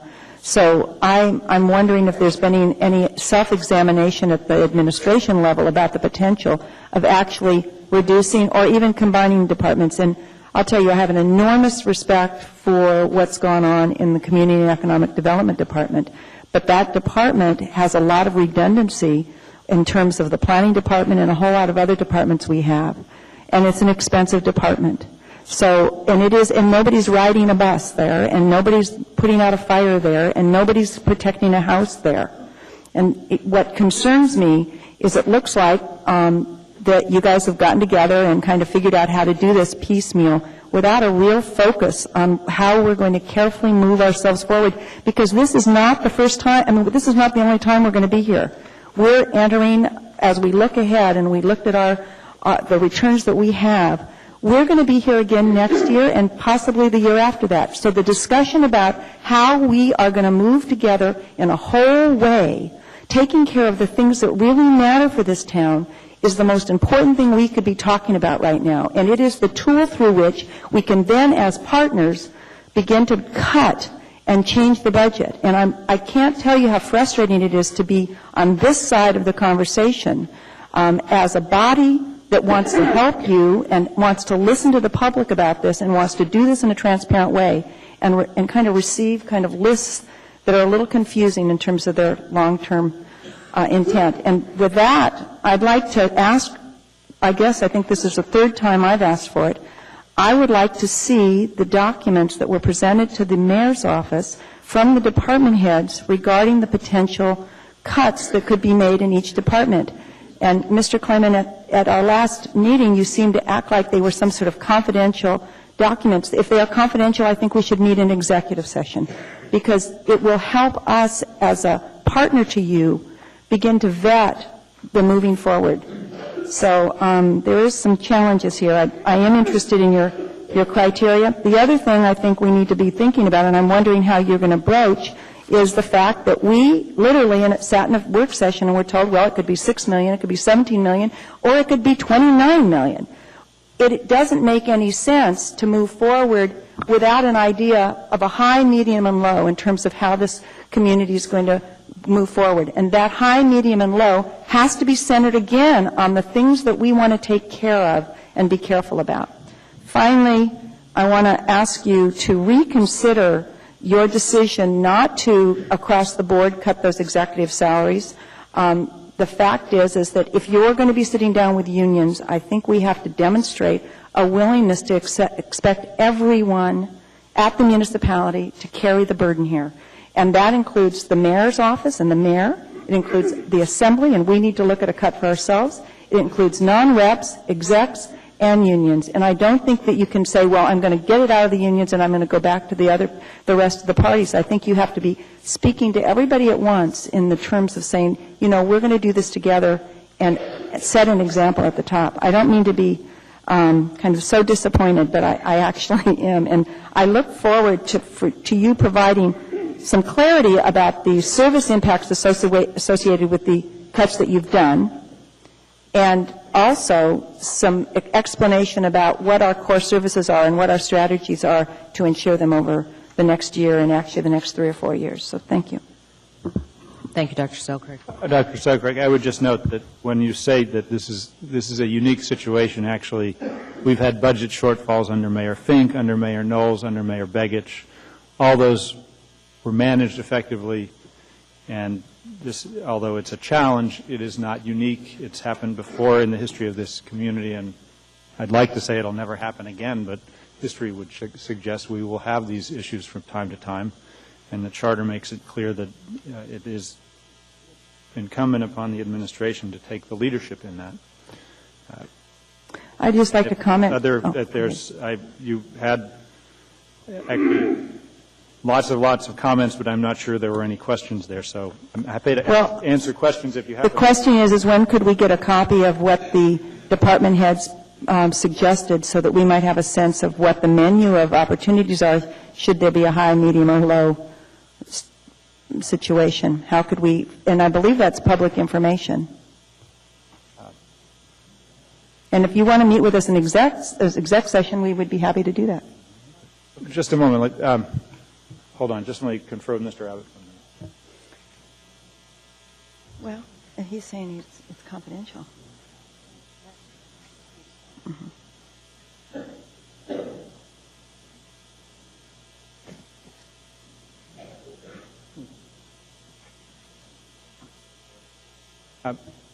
Dr. Selkirk, we are going to provide the information that we received from the departments.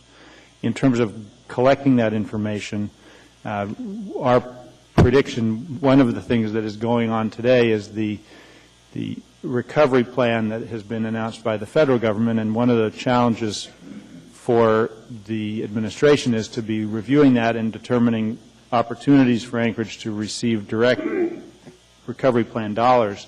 And so all the departments are involved in that work as well. So getting these the information prepared, I would predict we won't get it completed this week, but I think we can get that information to you by the end of next week. Well, I would just like to make a comment on that, and that is that you've had this information for almost 10 days. At least you used it, and it's what you told us you used in order to determine some of these cuts. So it doesn't seem to me that it's a difficult thing to provide us. And in reference to the stimulus package, over the years, there has been a historical relationship between the mayor and the assembly about setting priorities for major project development in this community. And that's another issue of concern, I think, on the assembly's part. Basically, what's the criteria that you're using to establish those priority projects? And are you thinking about them in terms of the initial project as just a jobs project, or are we scoping and identifying projects that will not only be built and create jobs, but actually create jobs after they're done?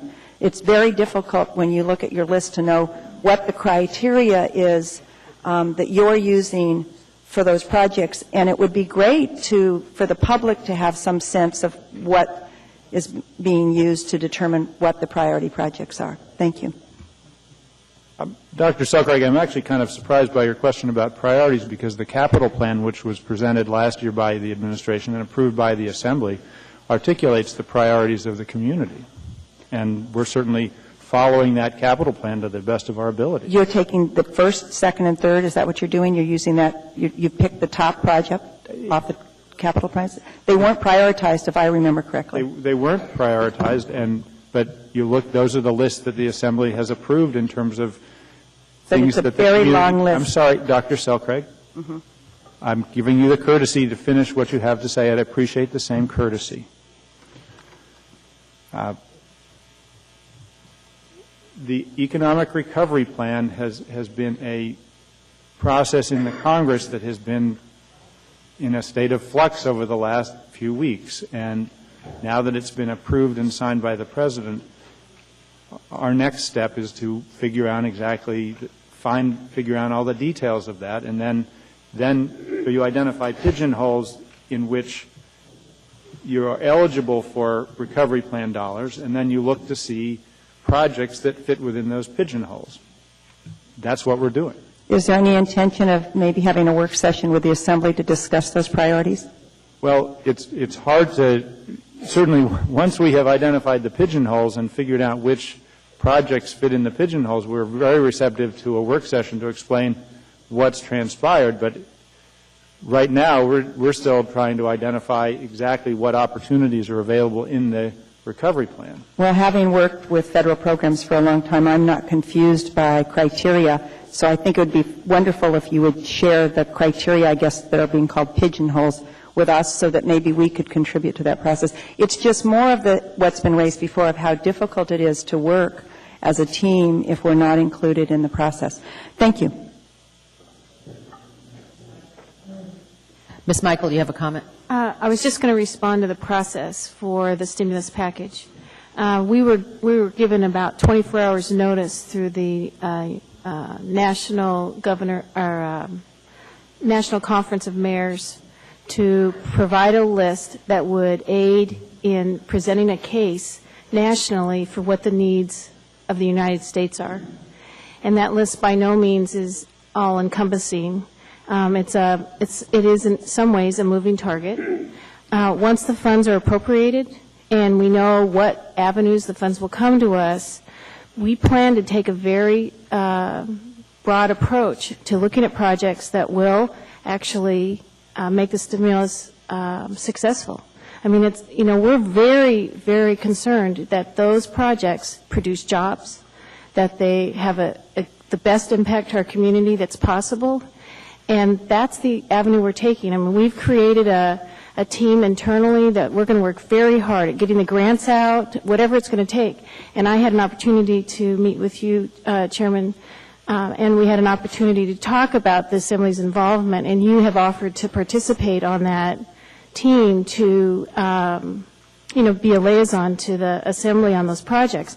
We're more than happy to do a work session when we know what the funding sources are and which are the projects we think will most be aligned with those sources. And if we want to add to that list, we have the opportunity to do that. So I think we're on target in terms of how we're approaching it, and we want to be ready to respond as quickly as possible. Are we consulting with the base in terms of what their needs are in the university? No, I've not had conversations. It might be worthwhile because those are both big economic engines for us, and to grow those would mean secondary jobs, so it would be worthwhile at least touching base with what their needs are. Absolutely, and typically they have grant writers, and they're very aware of the sources of revenue that come through those particular areas of the federal government. So we're not the experts on the military or the university. They have the expertise, but we will work closely with them. Okay, thank you, Ms. Michael. Mr. Coffey. Thank you. I have 2009 federal stimulus package, a sort of a blue and white document dated February 9th. Today's the 17th, and I don't know that any of us have been provided, but my understanding is this something you guys prepared? Mr. Coffey, I need to see it more to know what you're looking at. Well, I don't know. I just read it. Mr. Mayor, it was handed out at your press conference on the stimulus package last Through the Chair, that is the same list that we provided to the Conference of Mayors in November or December, and we've reprinted it and, we've refined it over time. But again, it's a tool to be used to help nationally promote the need for the stimulus package. It was not intended to be. I just wanted to ask a question. Okay. I just wanted to identify the document, and my question was this. Was this constructed based on the CIP? Actually, Ms. Michael would be the one to answer that. That was a document that was submitted in December to the U.S. Conference. Yeah, but not to us, Mr. Klayman. So I just want to know. But I'm just trying to explain where that document was prepared within the administration, and Ms. Michael can address that in more detail, the process they went through to come up with the list that was submitted. We looked at the CIP, but as you may recall, the stimulus package, it says that you must identify projects that are shovel-ready. So you're not going to find all of the CIP requests on the stimulus package. We looked at it in terms of what we thought was ready. Is it permitted? Could it be permitted within 30 to 60 days? We tried to stay within the guidelines we were provided. All right. Here's the way I look at this, just for future reference, okay?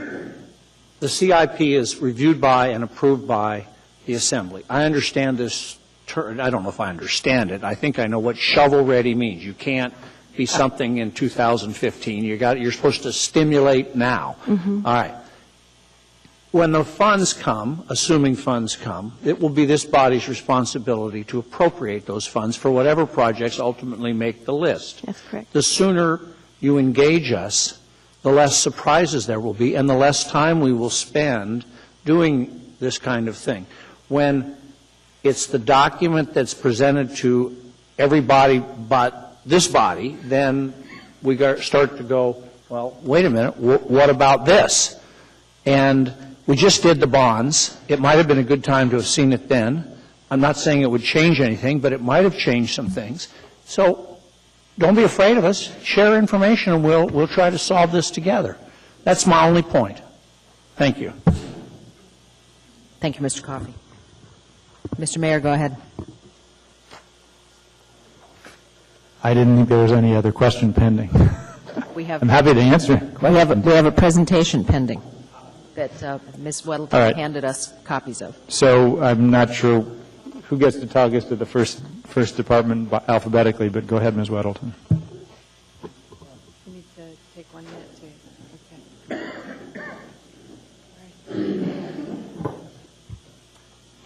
to, thank you very much. This presentation is in response to the Assembly's request for more information about the adjustments that have been approved by Acting Mayor Clayman to date. The format of today's presentation is that each department will be discussed individually in an alphabetical order. And all departments except one have 2 slides. The first slide is numeric, and it shows the size of the cuts and any particular impacts to revenues, whether positive or negative. The second slide is a verbal description of what types of cuts occurred, and most important, how will services be impacted. Initially, when we decided to sort these alphabetically, I thought it was a great idea, but now I'm having regrets because I realized that I'm the first one. So we'll start off on slide 3 with my budget. This is the CFO's budget for the municipality.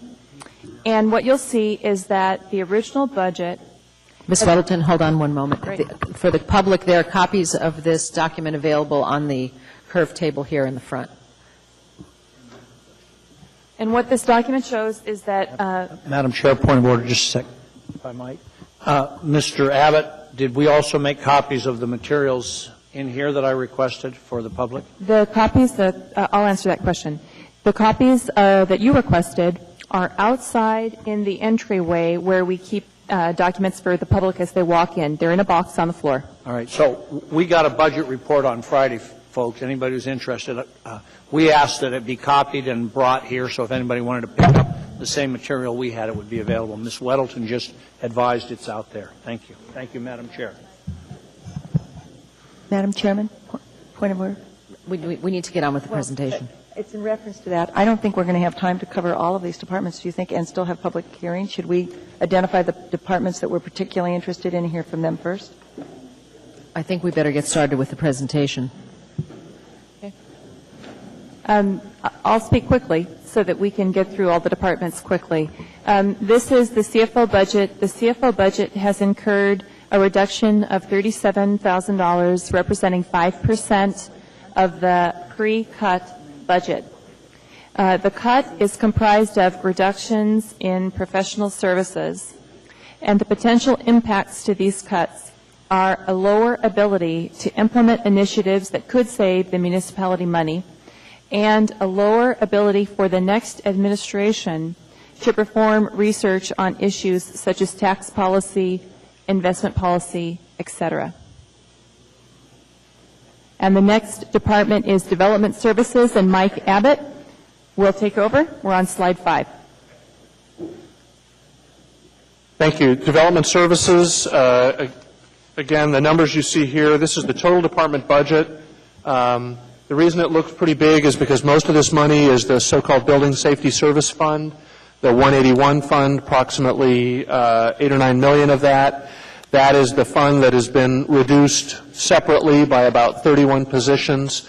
That is reflected in the 09 approved budget that you've seen.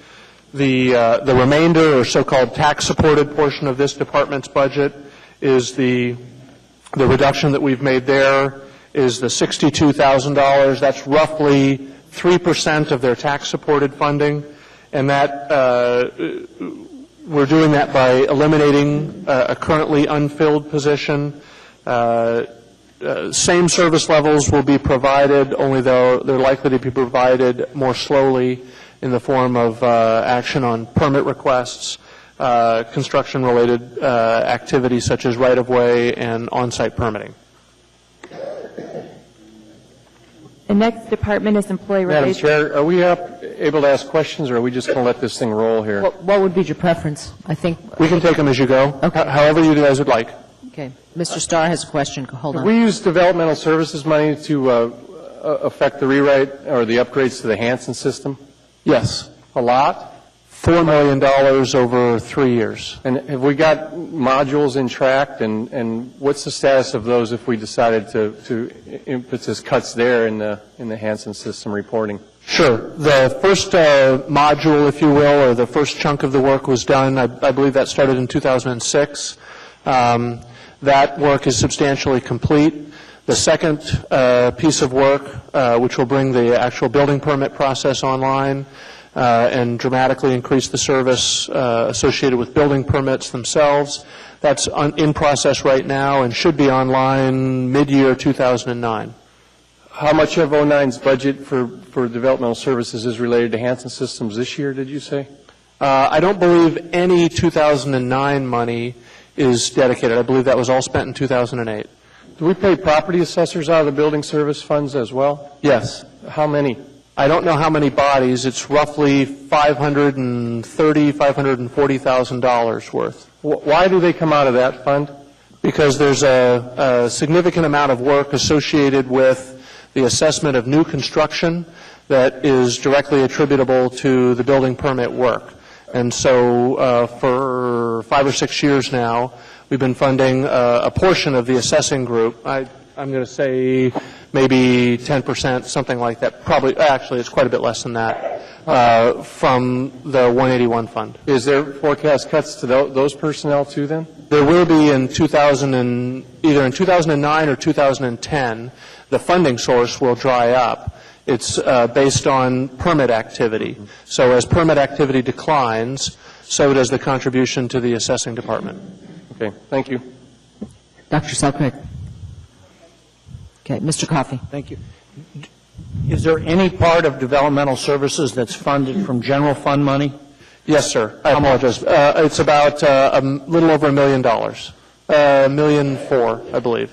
So right-of-way is the... Right. Right-of-way, code enforcement, on-site septic, and other things are area-wide services provided not just inside the building safety service area. Okay. And those are essentially tax-supported, fee and tax-supported.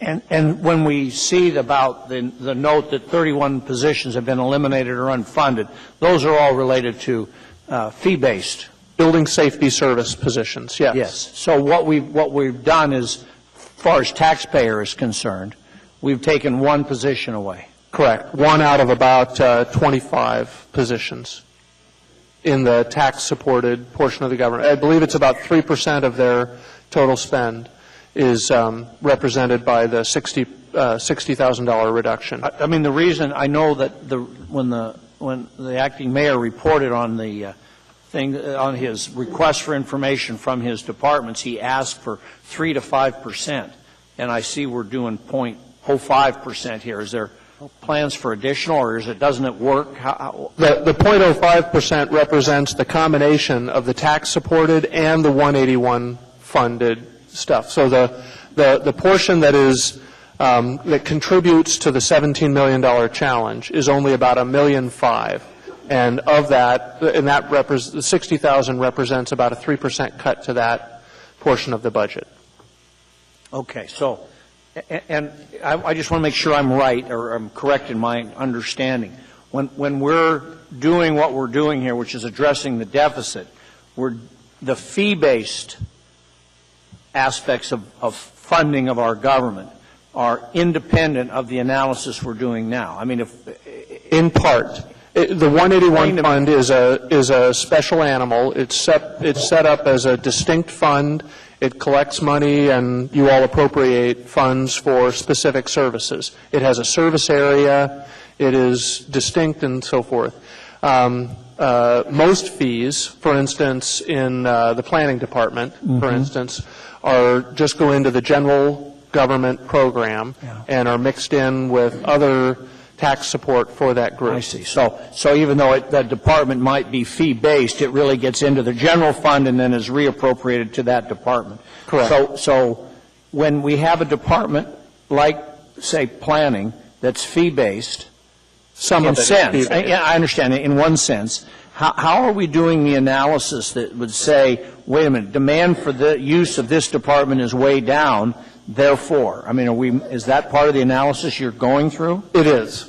It is. And that's one of the things when we talk, for instance, about project management and engineering, which is a little further on down the road, we're going to talk about how one of their fee-based programs, private development subdivision, is down currently because there's a little less, there's a lot less residential subdivisions, quite a bit, still extensive commercial subdivision activity going on. But that is a place where, and this was done in the 2009 approved budget, the Assembly made reductions to that staff, and that was done in recognition of the fact that the permit revenue was down, and as a result, the need for service has gone down.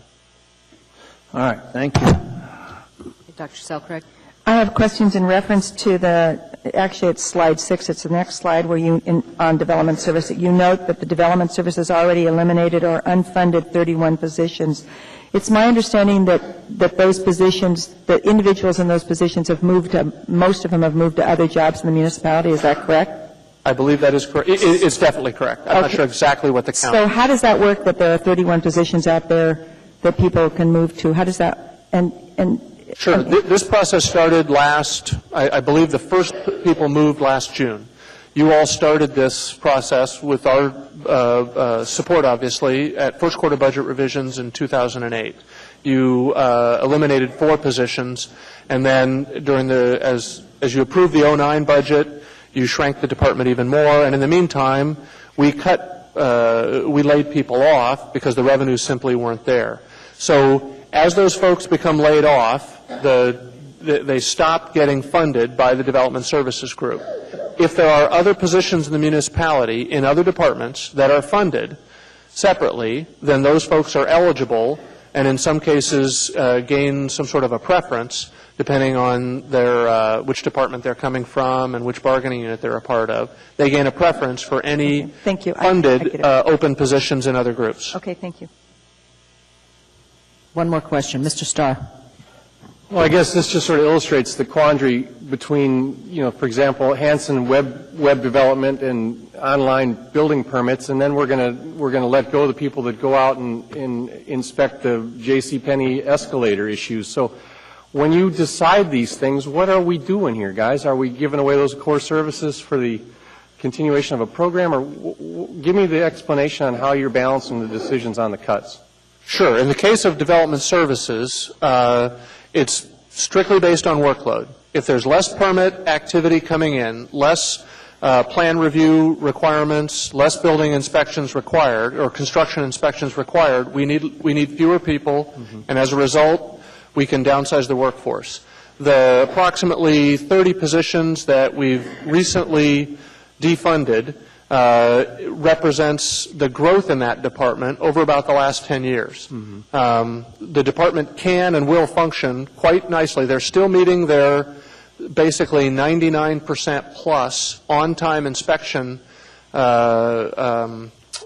reliability factor right now. When someone calls in an inspection, they get it the next day. That's what industry would tell us if we asked them. I believe that is absolutely true. I met with the home builders less than a month ago and got that same answer. I mean, just be careful to what we trim here, and that's the economic engine in a lot of cases. And I couldn't agree more. And believe me, if construction goes back up, we will. This is a department that is supposed to react in pretty short order to outside stimuli.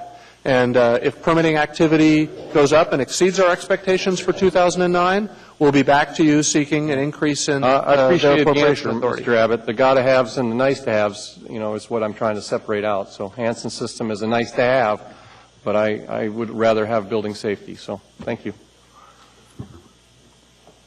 Thank you. Go ahead, Mr. Abbott.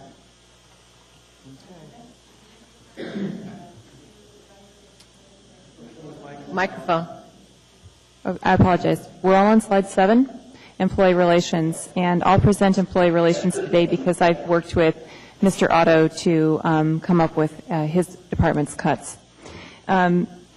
This is another example of where a cut looks light, but the reason why employee relations is only showing a 2.3% cut on slide 7 is because employee relations budget is where the payment for the Police and Fire Medical Trust annual transfer occurs. If the original budget was reduced for that fixed payment, employee relations has incurred a 5% cut. Their cut is based on leaving a vacant position unfilled during 2009 and also reducing funding for computers and legal fees. The potential impacts of this proposed cut is an increase in the number of grievances that could otherwise be resolved, and additionally, slower service to municipal departments. I have a question. Go ahead, Mr. Starr. The actuarial study that ER is commissioned to do, is that still funded, and are we going to do it? Through the chair, we're required to do actuarial studies for our various defined benefit pension and post-retirement health care plans. We can't avoid the obligation to continue to measure our liabilities for these retirement plans. So the police and fire retirement funds and the actuarial tables that support that, is that this department's responsibility? Through the chair, I believe, and Mike, correct me if I'm wrong, that the actuarial calculation for the police entire pension is borne by that particular trust, and you would not see it here. Okay, because we did have an increase to the 09 budget of $30,000 for an actuarial study upgrade, either a specific technician or somebody to support that. So my quandary was, if your answer was just that, why aren't we asking the managers of those funds to provide the actuarial study data? Well, it would be impossible for managers working for the municipality of Anchorage to perform actuarial studies. That's not work we can do in-house. The $30,000 in the 09 budget, what did we get with it? Did we get a person or a study? Well, I don't know what you're looking at. Can you help me see what document you're examining so that I can answer your question? It's in your budget book 7-3. Okay, I'm there. Changes in existing programs for 09. Okay. As an actuarial study of $30,000. Thank you. That's very helpful. I do see that number. And based on seeing it on this particular page, I believe that what this represents is our actuarial study performed once every 3 years for the Police and Fire Post-Retirement Health Care Trust, different than the Pension Trust. So it's a study, not a person. It's an actuarial study. It is not an employee. And if I can ask one more question about the line right above that, because I was going to go to the police and fire medical liability number that you have in there is $151,000. Is that number going to change? Through the chair, yes, sir. A lot? No, sir. Okay, thanks. Okay, I have 3 more questions. Mr. Birch, then Mr. Coffey, then Mr. Flynn. Would this be the department, the Employee Relations Department, wherein the IBEW closed shop provision would have been negotiated? I mean, this is a department where all the labor agreements are negotiated, correct? Through the chair, when collective bargaining agreements are negotiated, generally they're led by the Employee Relations Department, but the Employee Relations Department is not the only participant representing the administration on the administration's collective bargaining team. For instance, typically what you'd also have in negotiations is a management representative from the particular department. For instance, when the plumber's contract was negotiated, we had employees in management from AWWU, as well as a representative from employee relations, as well as a representative from finance at the table. Who is specifically responsible for the ultimate outcome of that agreement then? Understanding that there's a whole lot of people sitting at the table? Through the chair, I believe the answer to your question is the Employee Relations Department is the leader in the collective bargaining agreements. Great. Thank you. Mr. Birch, just for clarification, the ultimate person responsible for the agreement that's presented to the Assembly is the mayor, and the Employee Relations is certainly acting on behalf of the mayor. I would note that one of the changes that I have implemented since becoming acting mayor is that when the negotiations take place, or not just negotiations in Ms. Osander, but the meet and confer as well, I have instructed Employment Relations that they are not to go to the table alone, that whenever the Employment Relations goes to the table for negotiations, meet and confer, or anything else with bargaining units, they're to come with a member of the legal staff as well as finance, and that they all three need to be there, or we're not going to be there at all.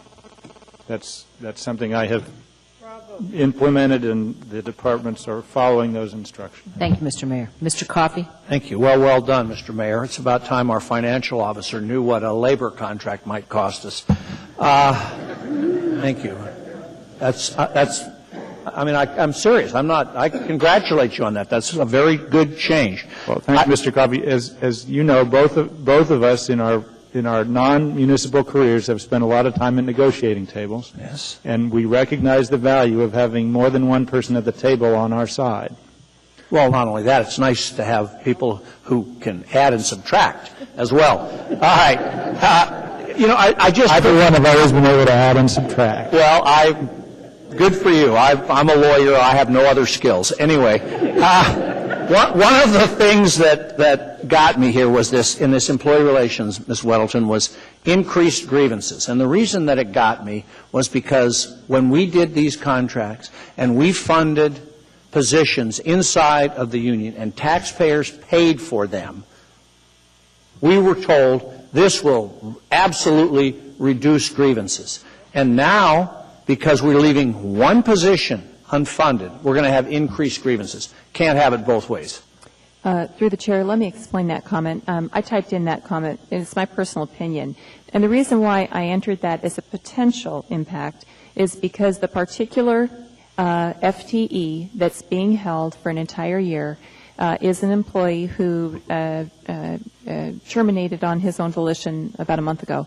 And what his job was to help the departments work through pre-grievance issues with the unions before they hit the grievance status. So what will happen is the departments won't have the support in 2009, that employees' support that they used to have, and there's a possibility that the result might be one or two things that could have been resolved with some help might not get resolved in a timely manner. All right. Here's my last comment on that. It's this. It would seem to me that if grievances are as big a deal as they have been presented to us, and the desire to avoid them is so great, we might assign someone other than this gentleman or lady who resigned to handle that, so we wouldn't see an increase in grievances. And perhaps, since they write such very poor summary of economic effects, we could just forget that in its entirety. And I don't mean to be so sarcastic, but you gotta, when you look at this, you gotta say what's more important inside the department, not just, well, he left, so we'll leave it vacant. Well, okay, what was he doing? How crucial was his job? Should we assign two other people and maybe forego some other tasks? I would hope you would do that so that grievances don't increase. Thank you. Okay, Mr. Flynn, and if I might remind the Assembly, if we continue at this pace for questions, we're going to be here for 4 more hours. So let's speed it up. Mr. Flynn, you have the last question on this section. I'll forego my question, Madam Chair. Thank you, Mr. Flynn. Go ahead, Mr. Abbott. The next section is finance. That's my department. This finance represents the summation of property appraisal and treasury and the controller division, as well as the public finance group. So it's really four areas merged into finance. And what this item shows is a $60,000 budget cut representing less than typical cuts for this department. The cuts are generally across the board reductions in things like computers, travel, professional services, generally spread all over among the various groups. The potential impacts for these reductions are service delays to the public as well as service delays to other municipal departments. As an example, when departments submit items into PACE, one of the things the Controller Division does is it performs a fund certification. This is the type of service delay that might occur if these cuts are ultimately implemented.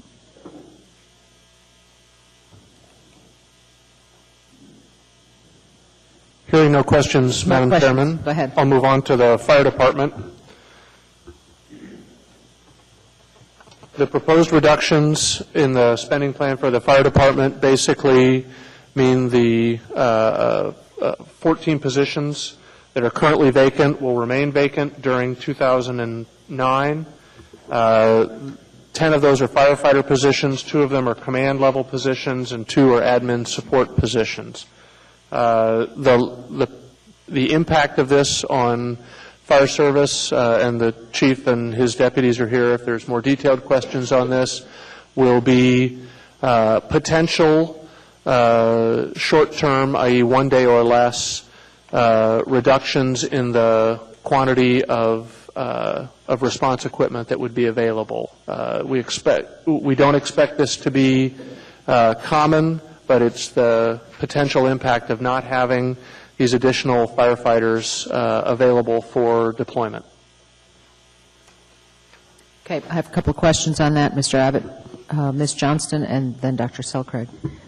Yes, as was referred earlier this evening, when the fire department had a budget overrun last year and we had to go into the fund balance, and I understood a lot of that was sort of a perfect storm and too many pregnancies. Are we sure we're not going to have a similar situation this year? Well, I think, and Chief, why don't you come on up, because I think you're probably going to want to comment on this. I'll start, and then the Chief can finish. Last year, if we'd have been in the same situation when we had firefighters and other responders unavailable, we would bring folks in on overtime so that we could guarantee that we were fully staffed on every piece of equipment at every time, regardless of how much overtime it took to do that. We did that, especially early in the year. That's what led us to get into the problems, the unanticipated problem. By about the September timeframe, we recognized the challenge. It wasn't going away. We began to implement a process similar to what we're proposing to do for the bulk of 2009. And it worked at the end of 2008, and we expect it to work in 2009. Chief, why don't you correct the mistakes I've undoubtedly just made? No, absolutely none. That is succinct. If that answers your question, I think that's... Can I do a follow-up question? Go ahead, Ms. Johnson. Chief, do you have an understanding or do you have an accounting of what the new contract is going to cost the department? Are you really comfortable as far as with overtime and with wages, salaries, benefits, that you have a handle on the cost of this new contract? I hear 2 questions, really. Am I comfortable? Of course not. But I think we're prepared to face the challenges. Do we have a handle on it? We understand where we are. Do you have an accounting? I mean, do you have a cost accounting? Do you understand the cost of this contract? I mean, because yes, we do. To be perfectly honest, when those contracts were passed, again, it was as Mr. Coffey had mentioned, the Employee Relations Department did the financial impact. And we discussed that it was already over budget, $300,000, and that was a different budget. That was a budget that didn't have a $17 million deficit. But I'm not completely comfortable with the employee relations doing the financial impact.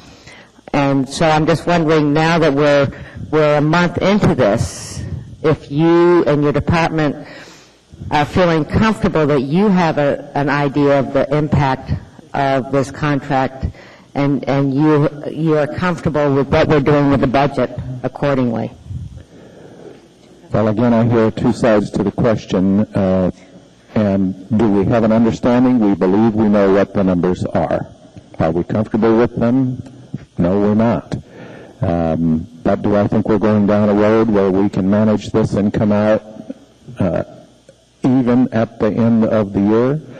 We're going to make every effort, and I believe we'll make that. Okay, thank you. Dr. Selcraig?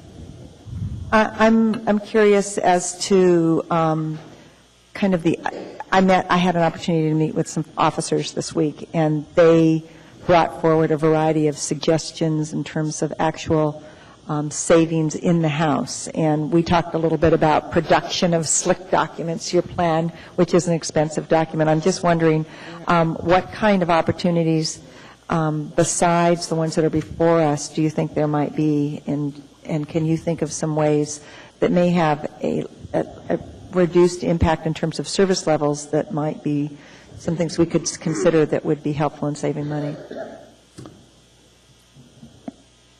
I'm not sure I fully follow you, but let me suggest that we're at this stage of the game making every effort. We're shutting off lights. We're turning down heat in the apparatus rooms. We're trying to save on copy paper, pens, pencils.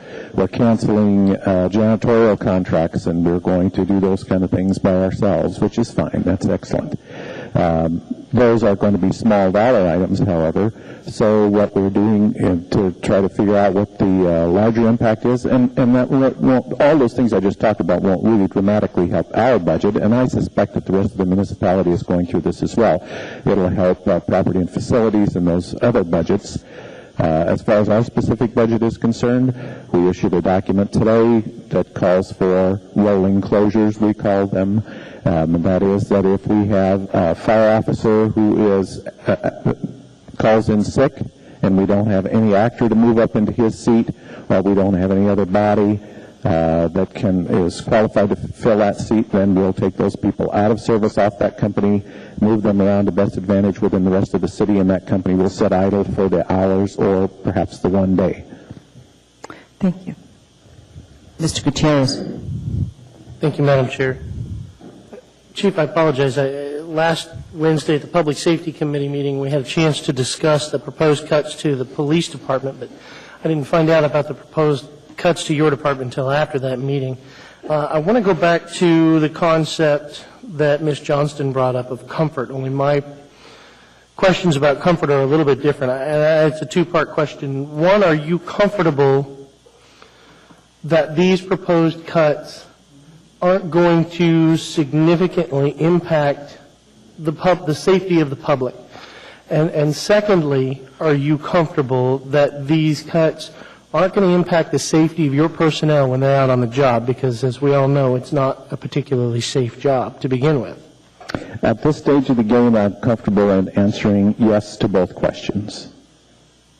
All right. Thank you very much. Mr. Starr. Chief, perhaps you can answer the funding on the helicopter and the wildfire mitigation.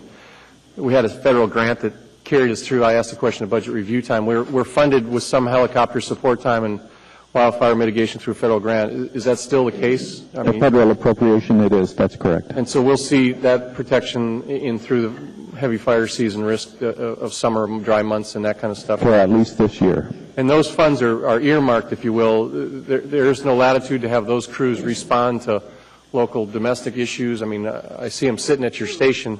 Are they not able to cross over, if you will, if there's a fire?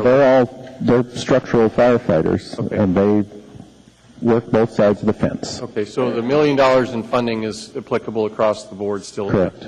Protection. Thank you. Ms. Osiander. I had a constituent ask me this week if I had seen a assessment of response time for the fire department. I said I wasn't really aware of such documents, but I thought that typically I don't think it was response time, firefighting readiness, I think that's what they asked. And I said typically what I thought we looked at is how long it took you to get to the scene. Is that accurate, and do we have data on that? So Absolutely. Okay, so we could potentially measure the impact of this maybe in a month or two. We will be measuring it, and in fact, we're looking at a lot of those statistics weekly.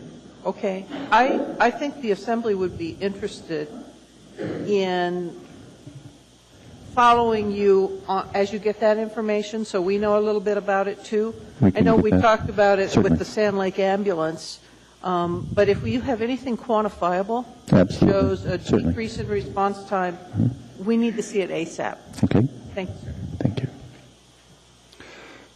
No one else in the queue? Thank you, Chief. Mr. Abbott? Thank you, Mr. Chairman. The next department is Health and Human Services. As you can see, the projected reduction in spending here is approximately 3%. This is primarily being done through personnel changes. The two positions are being lost, one of which was a filled position, which was one of the division manager positions in the department. The work of the department is being consolidated from 5 divisions down to 4, and one of the division manager positions that was filled is now has been eliminated. There's one other position that was unfilled that will be that will remain vacant, and then additional vacancies will be absorbed within the department over the course of the year. No service changes are expected, but we do expect longer response times to calls for service and longer or slower processing times for applications and permits at a variety of the functions currently performed by the department. Thank you. Ms. Selcraig. I'm just curious. I know that I know that Health and Human Services has a emergency mandate in terms of Homeland Security. It plays a frontline role. And I'm just wondering how prepared in terms of those kind of critical services, should there be a disaster or an event, how prepared we are to handle that, or what kind of impact this will have on our ability to meet those kind of basic roles that the department plays. Thank you. The function will still remain fully staffed, with the exception of the fact that there will no longer be a division head associated with that specific function, but there will be no other diminution in service. Thank you. Associator? No, I want to know what division head went away. Now I know. Okay, thank you. Go ahead, Mr. Abbott. I don't know that it's that one. Oh, that's the one. Mary Jane. Oh, I'm sorry.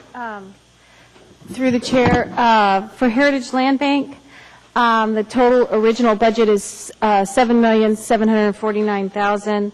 $6 million of their budget is leases for the city, and $950,000 is for HLB, which is not part of the general fund.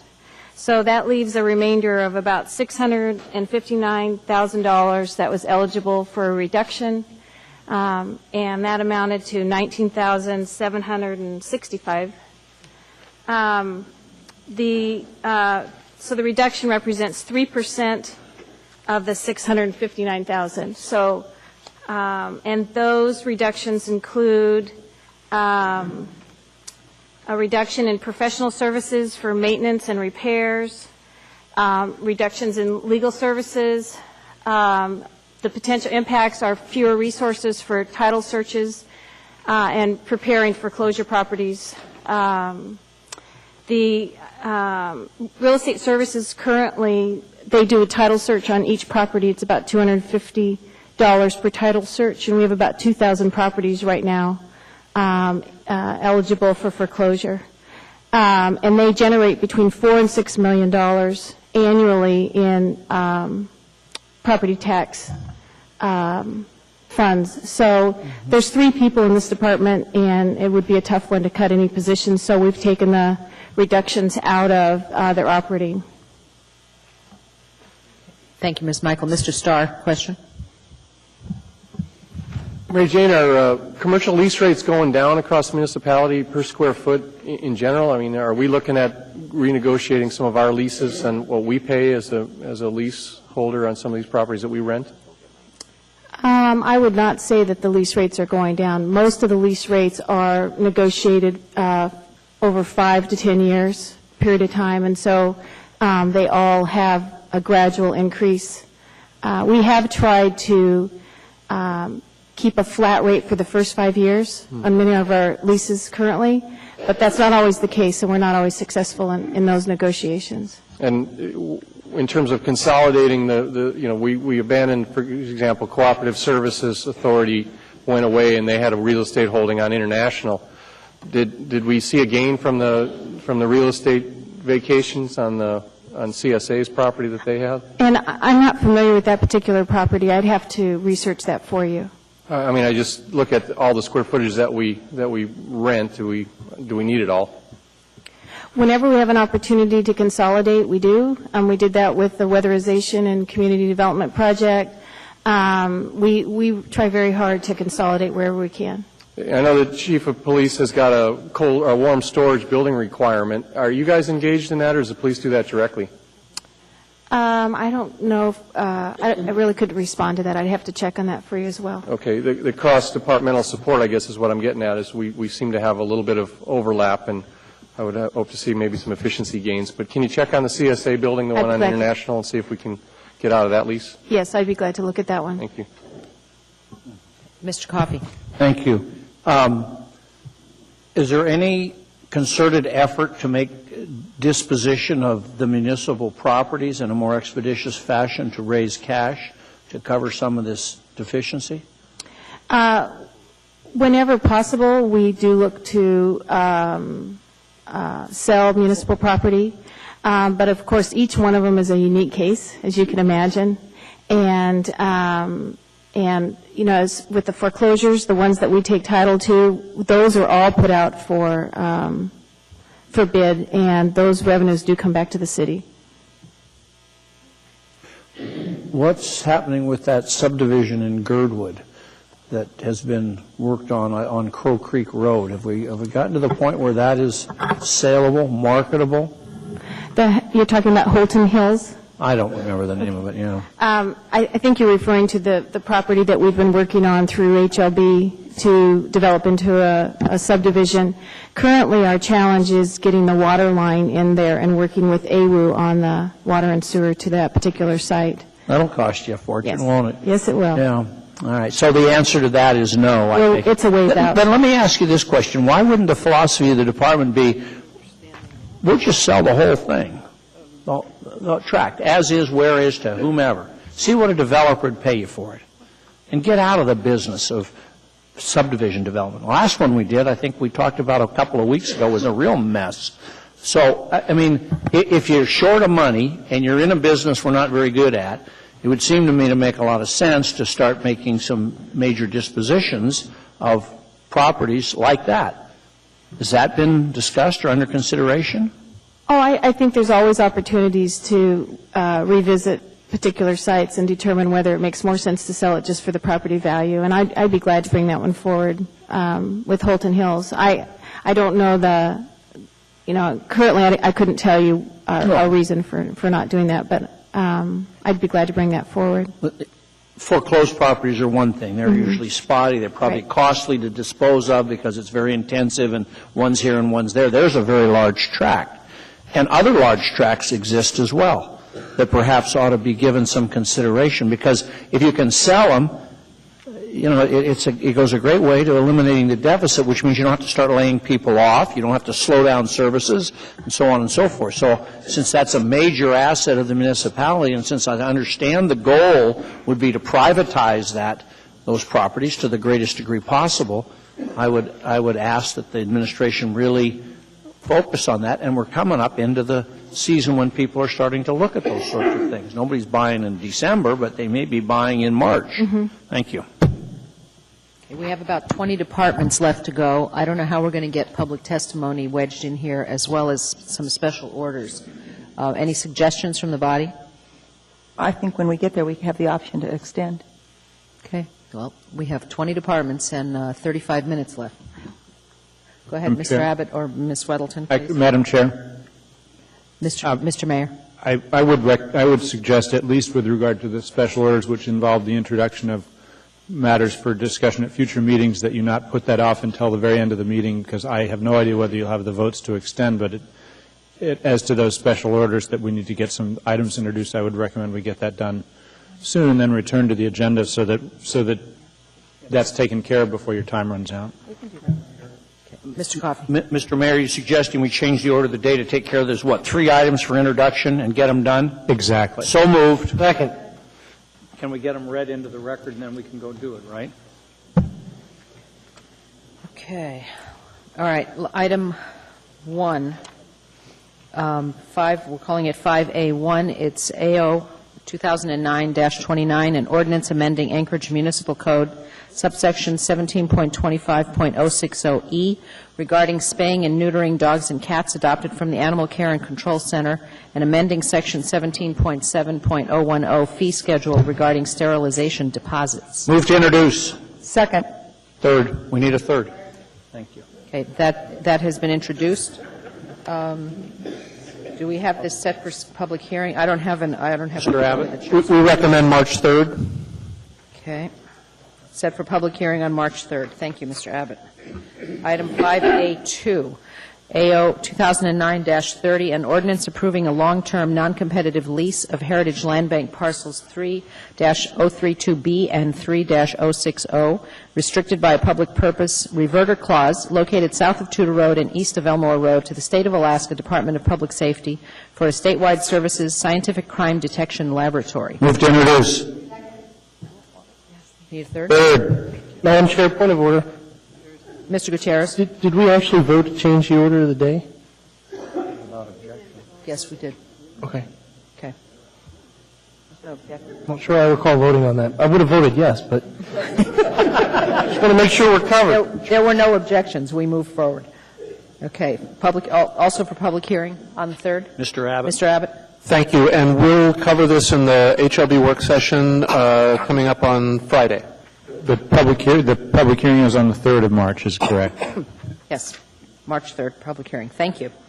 And item 5A3, AO 2009, it has no number at this point, an ordinance of the Anchorage Municipal Assembly amending Anchorage Code Section 12.25.040 to include payments in lieu of taxes from municipal utilities, departments, agencies, public corporations, and enterprise authorities, to use a 5-year average to calculate any increase in the Consumer Price Index, and to phase in application of the amended tax limitation calculation. Move to introduce. Third. Okay, and that one is also set for public hearing on March 3rd. Okay, thank you. We have taken care of the special orders items. Back to the presentation. Ms. Weddleton, go ahead. All right, we should all be on slide 17. Slide 17 is information technology. This slide is a little bit confusing because unlike the others, this slide compares the original budget for the information technology spending that resides in Fund 101 and compares it to the cuts. The information technology is also residing in Fund 607, so it gives the impression of a 17% cut when in fact the cut was 5%. Information technology has proposed to keep 2 open positions vacant for 2009. IT runs the print shop. They're proposing some reductions to their printing and binding costs in 2009. They're proposing eliminating 1 vehicle that is currently used to service departments across the municipality. The potential impacts are a reduced capacity to implement new initiatives, reduced service levels, and service delays. Madam Chair, I have a question on this one. Mr. Starr, go ahead. I'm confused here. You're saying the direct function cost is $1.4 million? Is that what you're saying? $1.4 million represents the IT budget that is budgeted for Fund 101. IT also has costs that are budgeted in Fund 607. Together, the 2 figures would be $17.3 million, as shown in your budget book, which I know you've brought tonight. The 94 employees is the one that jumps out at me. There's no other room in the guys that turn our computers on and off to, I hate to say reduce staff, but don't we have some unfilled positions in there? Yes, if we go back to slide 18, what you'll see is that 2 of the unfilled positions are being promised as vacant for calendar year 2009. What's the vacancy factor, though, for that department? It's a big one. I mean, you have no more room here to shut off the computers and keep the police? One of the interesting things, IT keeps on coming up as an area where the Assembly appears to desire more cuts, and it's important when you look at IT's total budget to keep something in mind, and that is that the $17 million is not comprised primarily of people, but rather it's comprised of things that are quite fixed. For instance, depreciation expense for IT is about $2.9 to $3.1 million of that total, and it cannot, in the short run, be changed. Number two, IT has a multi-million-dollar loan to another municipal fund that it is required to pay $1.7 million in principal and interest per year. Number three, remember the KeyBank Master Lease Agreement. The number one drawer of the KeyBank Master Lease Agreement is IT to implement new software and hardware purchases. And then finally, one last thing that really prevents IT from being able to absorb a deeper cut is we're still on a mainframe system, greatly underutilized but also very expensive. Once we get the CAMA implementation performed in 2009, we have two final steps before we can remove the municipality from the mainframe, and that is we need to either upgrade PeopleSoft or move away from PeopleSoft. So by the end of 2011, assuming we can keep on schedule, we can reduce IT's costs by $1 million a year simply by stepping off the mainframe. The question I had to you the other day on the line of credit, the $50 million line of credit, and the request needs to pass through this body to increase the spending on that? That is correct. Every single draw on the master lease agreement has received Assembly approval. Okay, thanks. Ms. Johnston. I just quickly want to say I'm very happy to see that one of the effects will be reduced printing and binding cost. I've actually seen a drop in that since January 3rd. Thank you. Okay, go ahead. Maintenance and operations. Wait, no, I have questions. I'm sorry, you're not clicked in here. Dr. Selcraig, quickly. I guess your original explanation of the fact that we're looking at a 1,406 budget here to cut, and the IT budget, in fact, is a $17 million budget. Could you explain to me the rationale for not addressing the entire budget? Maybe you just went through it, but it was not clear to me. That's a good question. We prepared this PowerPoint presentation pretty quickly, and to put these little slides in for each department, that all happened today. We didn't have the ability to actually fine-tune the presentation to be sure that IT, which is one of the departments that crosses over two funds, was correctly presented. That's why I brought the figures so that everyone would know that IT took a 5% cut when the two funds together are evaluated. Well, I guess I'm interested in, I keep talking about IT, not because I don't value it, but when I have to make a choice between rolling closures at the fire department and software, I'm really concerned that we haven't got our priorities straight here. And I think that e-government is great. It's my understanding that we're moving to a new platform, and I guess I do have a question for the department head in terms of what the new platform means, what the costs are. I also understand that we've got a new Muni web page rolling out. I'm wondering what the ongoing costs are there. I'm curious about what our replacement and our maintenance and replacement strategies are. Could you talk to these topics, please? Thank you, Fred. Through the chair, Dr. Selcraig, we have already spent about $800,000 that was approved by the Assembly for a new e-government system. This new system is an upgrade from what we have. The advantage of this now is that we're taking, and we're not going to be have someone else host our site. We're creating our own site. What's nice about this is that we're already licensed with Microsoft licenses, and that's what's going to be our content management system. That's a real advantage in cost savings for that alone. Well, I'm wondering in terms of that decision, is there more money to spend on that to make that project whole? The core services for that, we've already spent the money. There's additional out years that go to 2011. What are those? What's the There's cost? $400,000 for next year. There's $250 for the out years, and I think it gets down and dwindles to about $100,000. But those are costs associated with some maintenance and more development of the site itself. Question is, if there's a $400,000 expenditure next year, what would happen if we didn't spend that money? Well, I believe some of you'd have to be less development of the site itself. So I guess less services. I'd have to talk to staff exactly how that would impact, because I know there's some infrastructure that is required of that site that has to be updated constantly. Certainly, I value this, but when I'm sitting here thinking about cutting bus routes or slowing down the rollout of the new web page or one of these services, I'm very interested in the immediate and the cuts next year and the following year, because it seems to me that although this is important, it is not as important as core services. So I'd really appreciate if the administration would provide more specific information. And I guess I'm interested in looking at the budget. What's the new platform? What does that mean? The Muni's moving to a new platform. The new platform for e-government? Yeah. Our new platform is what's called our new Microsoft.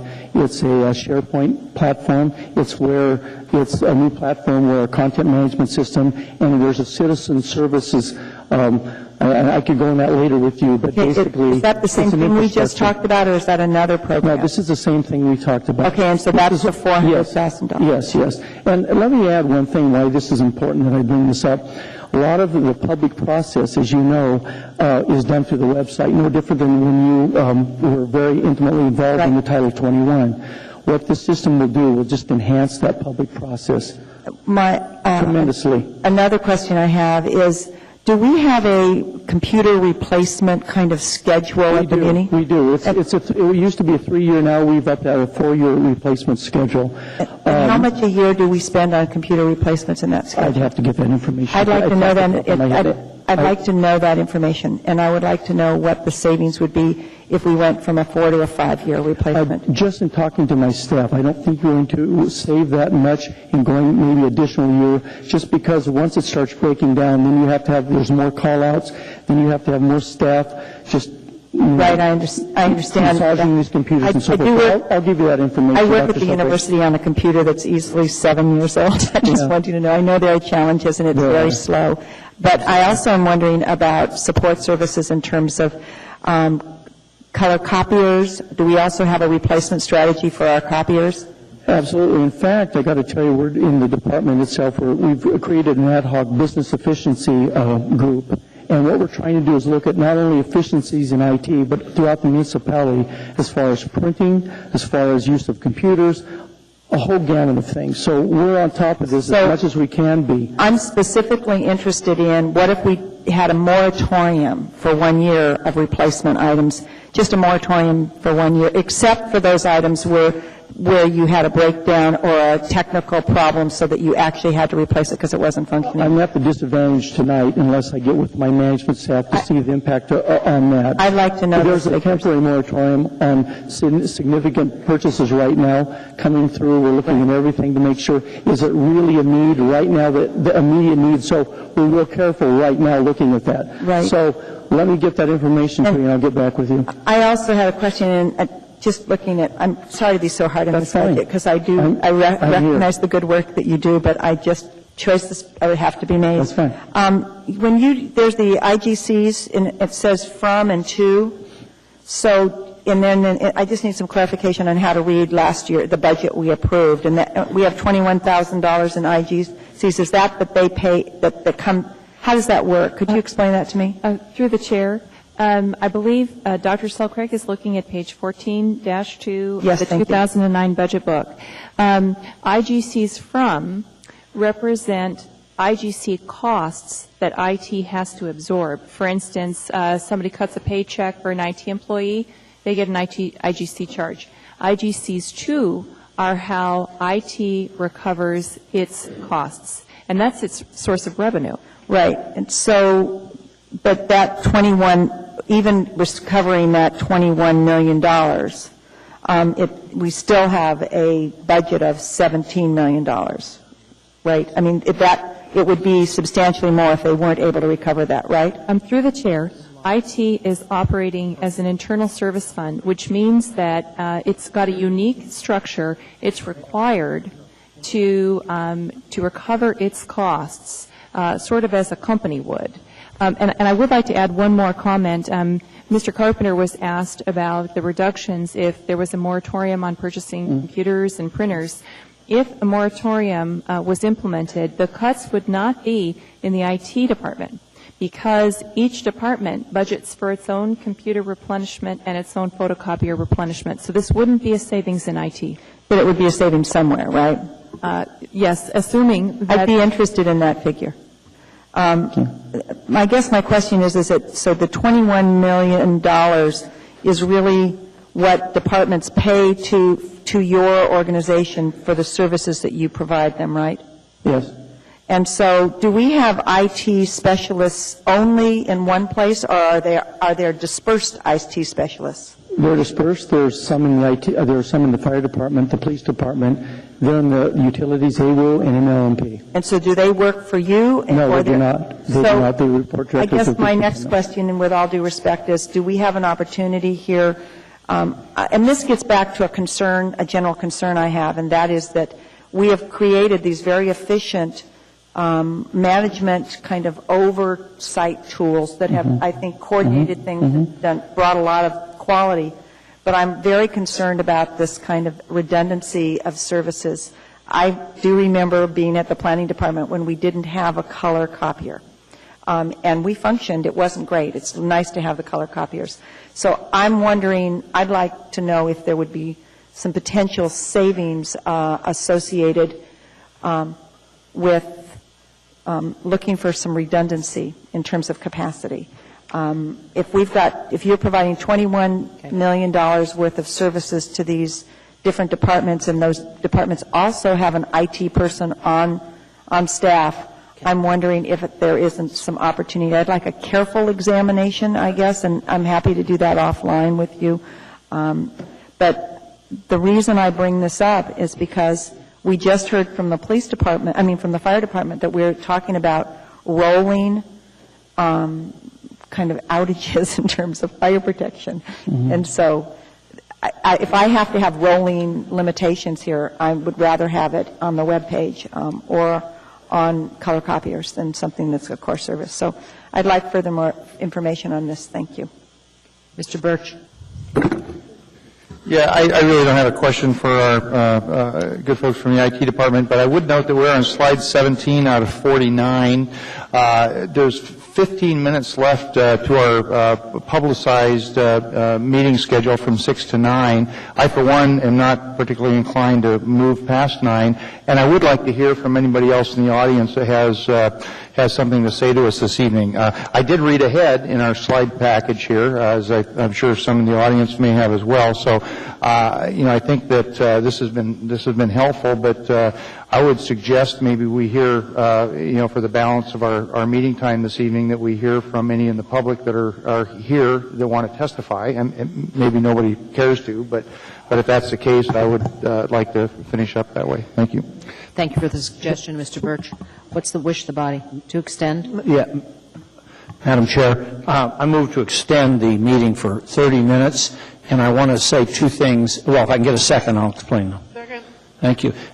First of all, Mr. Abbott and I and you have been talking about adding to the work session on Friday, so it might give us an opportunity to finish up this at that point in time. And secondly, we do have members of the public, and so I would like to extend long enough to hear them, and I think if we start taking public testimony pretty quickly, by 9:30 we can be done. So that's the basis for the motion, Madam Chair. Okay. Any comments from the body?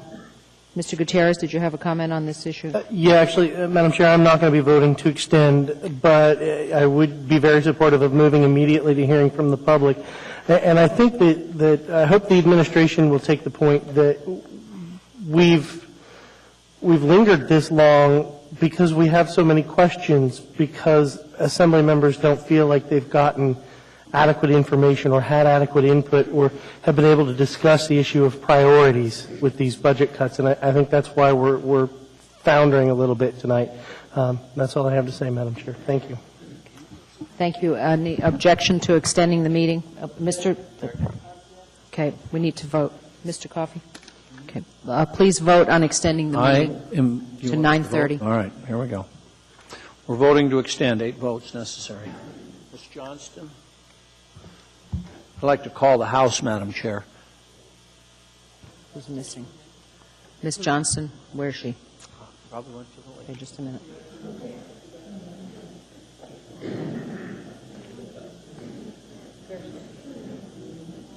No, it's important. It's just a limited time. I'm with you. I think it's I don't think it's going to make a difference.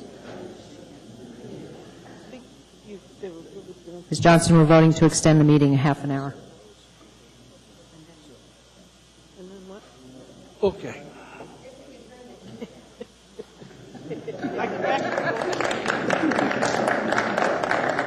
It'd probably save the deficit. Yeah. Is that what you're going to say in the end? Can you Here's IT's budget. What happened? Okay, that motion to extend fails. 6 yes votes to 4 no votes. I think that's a discourtesy to the public, Madam Chair. Let's begin public testimony. Who's interested in speaking to us, please come forward. We'll give you as much time as we can. My name is Ed Harris. To address different parts, we have been directly impacted. Have before me page 7 of the Muni bid package for the Clipper Center. I was the original installing electrician for the HVAC upgrades in that project. I wanted to bid that project because I had extensive knowledge of the building. And this piece of paper, which you guys can have, denied any non-union contractor from looking at that project. I've also brought the agreement that everybody seems to be not seeing, and I've highlighted all the parts which specifically excludes us from working on non-union projects. And I will also give that to you so you can take a look and see where it's at. Thank you. Currently, this year in Anchorage, the 2 largest projects, the Anchorage Museum and the Denali Convention Center, were both built with non-union electrical labor. Non-union electrical or non-union labor for the entire state, according to the Department of Labor, make up 64% of the workers of this state. It also makes up 64% of the people who vote in this state. Union only makes up 36%. With both of those projects last year, the IBEW were desperately seeking employees to man the jobs they had. This year, they have the prison. That is going to take an incredible amount of manpower to work. By passing this legislation, you have ensured that you will be bringing outside electricians from the lower 48 to fill Alaskan jobs. This is the people that pay the taxes and make the wheels turn in this state. And I urge, with this stimulus package coming and the pigeonholes to be filled, that you reconsider in your negotiations with the IBEW this contract and rescind it and put the Alaskans in front of the special interest once and for all. And that's all I have to say.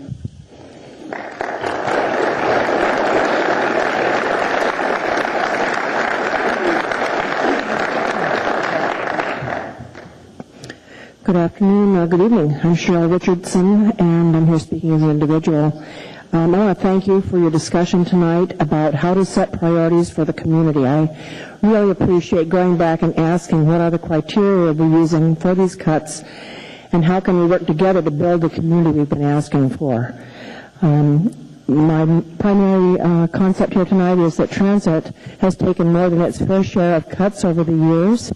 When it comes to spending and saving money, I'm hoping that you folks can call on more information than you've had to date. I feel there's been a deficit of information in terms of transportation spending, roads and transit and trails. But some of the misinformation I thought I'd just run through that I've heard over the years. It started with Tom Fink that the buses are running empty. The last time I heard that said was when Mayor Meister was leaving office. Every mayor in between just plain demanded that explained that the buses were running empty when they were not. We have excellent leadership in this town.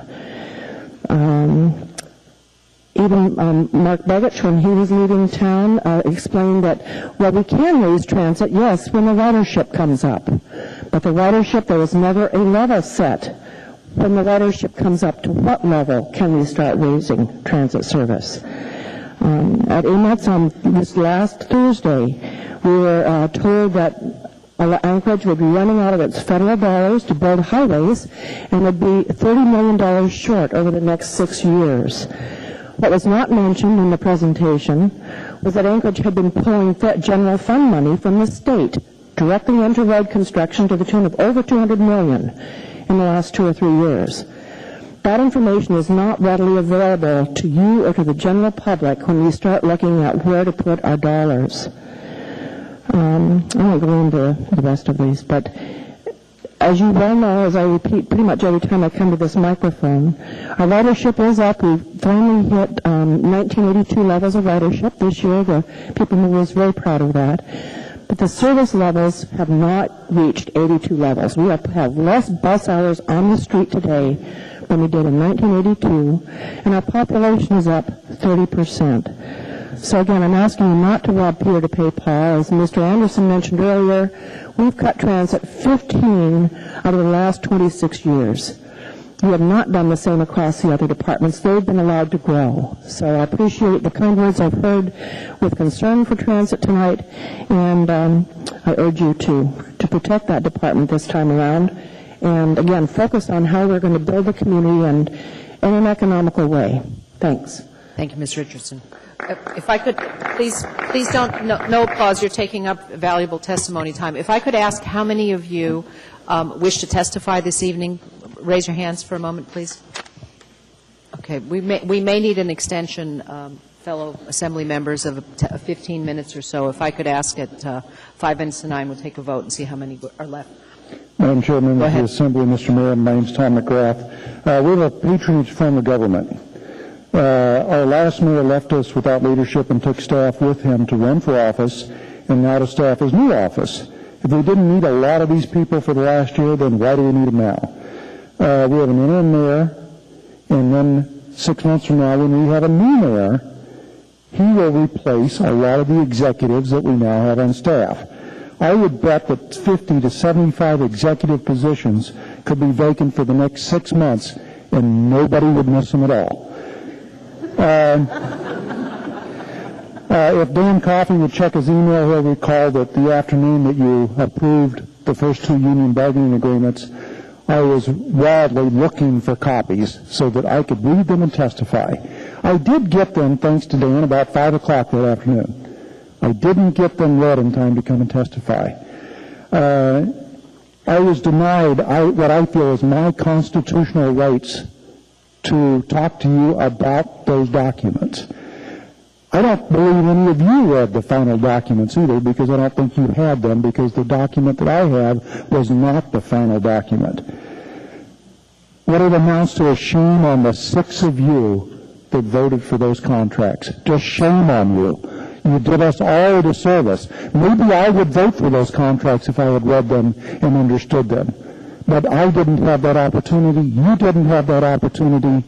And you are at fault for holding us responsible for the way you voted when you didn't know what you were voting for. Thank you. I have a question. Mr. Coffey. Do you still have the copy that I got you that day? Yes. I have copies of both. Could you bring that by? Because I Sure. can't seem to find mine. You can return the favor. I have them. Thank you, Mr. Again, thank Appreciate that. Take care.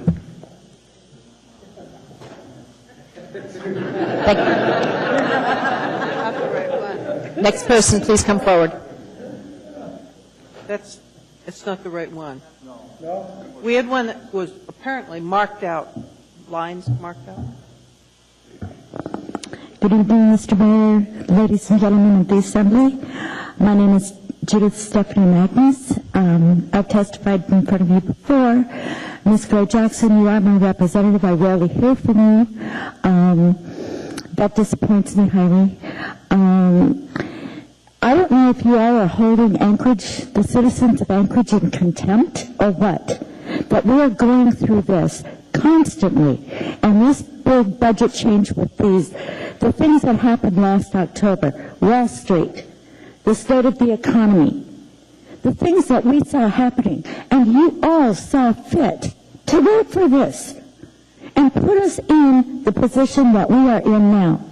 And $17 million deficit, and the former mayor has a lot to do with this as well, and I'll take issue with him another time. However, I think that as leadership of this town, you need to take a $1 per year salary. Be an example. You put us in this position, get us out of it. Show us the way with your actions. And I expect to hear from you a lot more after Ms. Gray Jackson. Thank you. Ms. Gray Jackson. Thank you, Madam Chair. I want to thank you very much for coming out this evening. And I'm sorry if you said you never heard from me. Have you ever contacted me? I watch usually from home. But have you ever contacted me? Because I respond to... I don't know how to contact you. Well, I respond to everyone. And thank you again for coming out. I appreciate that. Of course. Thank you. You're welcome. Next person, please. Please come forward. Madam Chair, before we get to 9 o'clock, I'll move to extend to 9:15 to try to complete public testimony. Any objection? Ask unanimous consent? Not a problem. Okay, we're extended to 9:15. Go ahead, sir. Good evening, Madam Chairman and members of the Assembly. My name is Peter Roberts. I'm a resident of Fairview, and I own a small business downtown. And in listening to your discussion earlier tonight, I heard a few comments about the revenue side of the gap. Someone asked maybe, hopefully there might be a pot of gold at the end of the rainbow. What are you going to do if it's more next year? And someone else alluded to the fact that I guess you have $15 million in revenue sharing from the state, and it's to that I want to speak to tonight. It deals with gambling in Alaska and where the money actually ends up going. More than $350 million is annually gambled in Alaska. After paying prizes and expenses, more than $31 million goes to charities. Gaming regulators at the Alaska Department of Revenue assess the merits of proposed programs. Once approved, gaming halls send the charity net proceeds. In 2003, I obtained a list of charities and how much money they received. I wrote an op-ed piece in the Anchorage Daily News, and I listed these organizations and the amount of money that they received. Fairbanks Snowmobile Fun Lions Club, $106,305. The Interior Girls Softball Association, $152,514. The Alaska Soft Tip Dart Association, $33,490.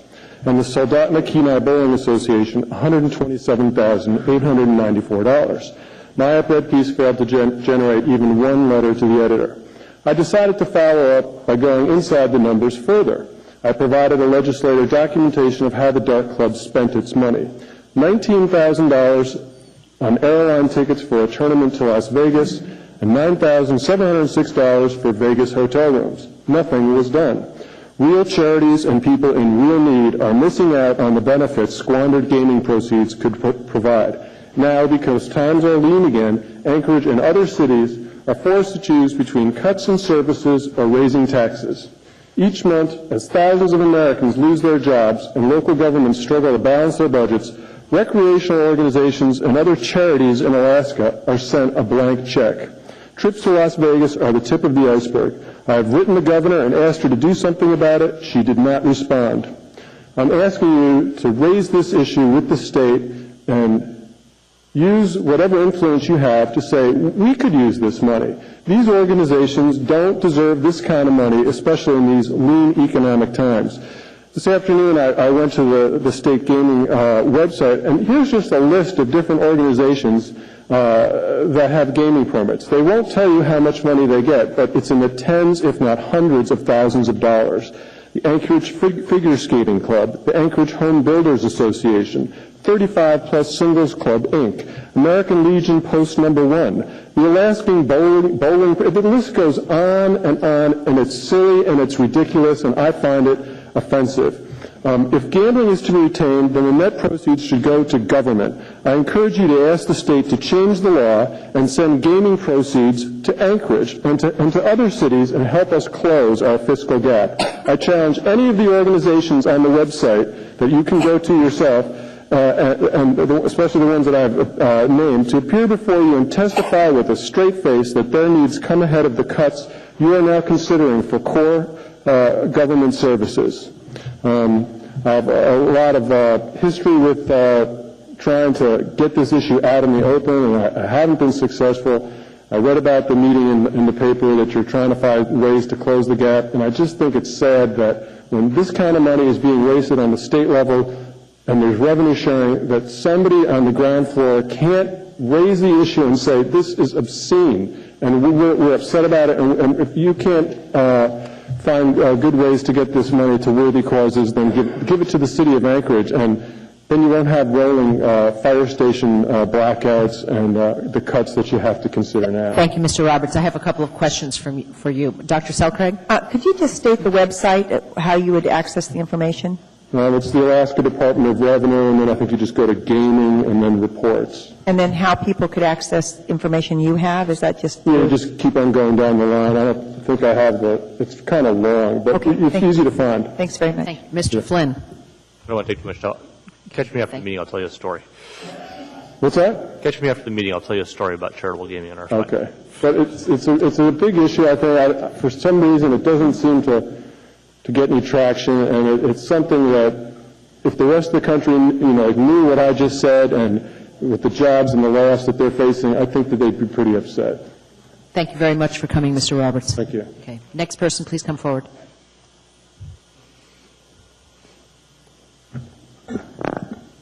Hi, my name is Serena O'Donnell, and my husband and I own a company, a general and electrical contracting company here in Anchorage.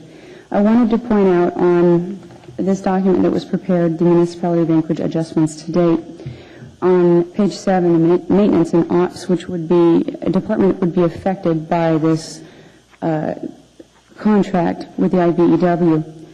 Right now, their original budget is $89,120,656. And of that, they've got ways to save money would be to defer projects and maintenance contracts. That's not taking into account the 30 to 40% more you're going to be paying if you actually go through with that IBEW contract. And that's all I've got to say. Thank you. Thank you very much for coming. Next person, please. If you could. Yep. Come on. Hi. Yeah. Thanks for letting me talk. Go ahead.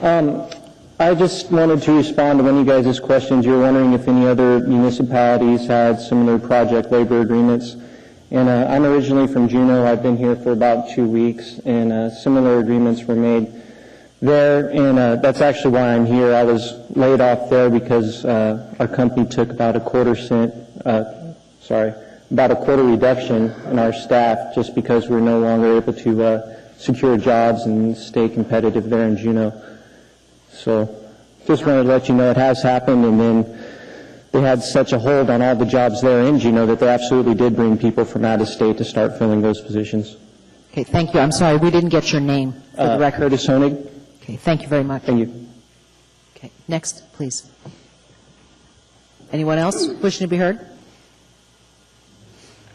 I'm Chris Hawes. I'm a small contractor doing business in Anchorage. We typically do 10 to 20 jobs for the city each year. I only have 6 employees. This IBEW is going to take away, contract's going to take away roughly 20% of my business. Like the computers you guys are plugged into right now, we put that in. We can't do that now. That business is taken away from us. Currently, we have a bid in with the city that has the IBEW only agreement. The city has sent me 2 letters so far saying that prove that I'm signatory with IBEW. I keep sending letters back saying I'm not, and I will not. verbally, they're telling me they're going to throw my bid out.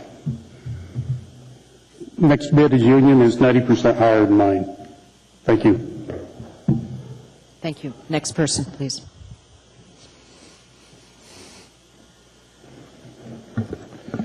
Madam Chair, members of the Assembly, I'm Jay Delaney from Eagle River.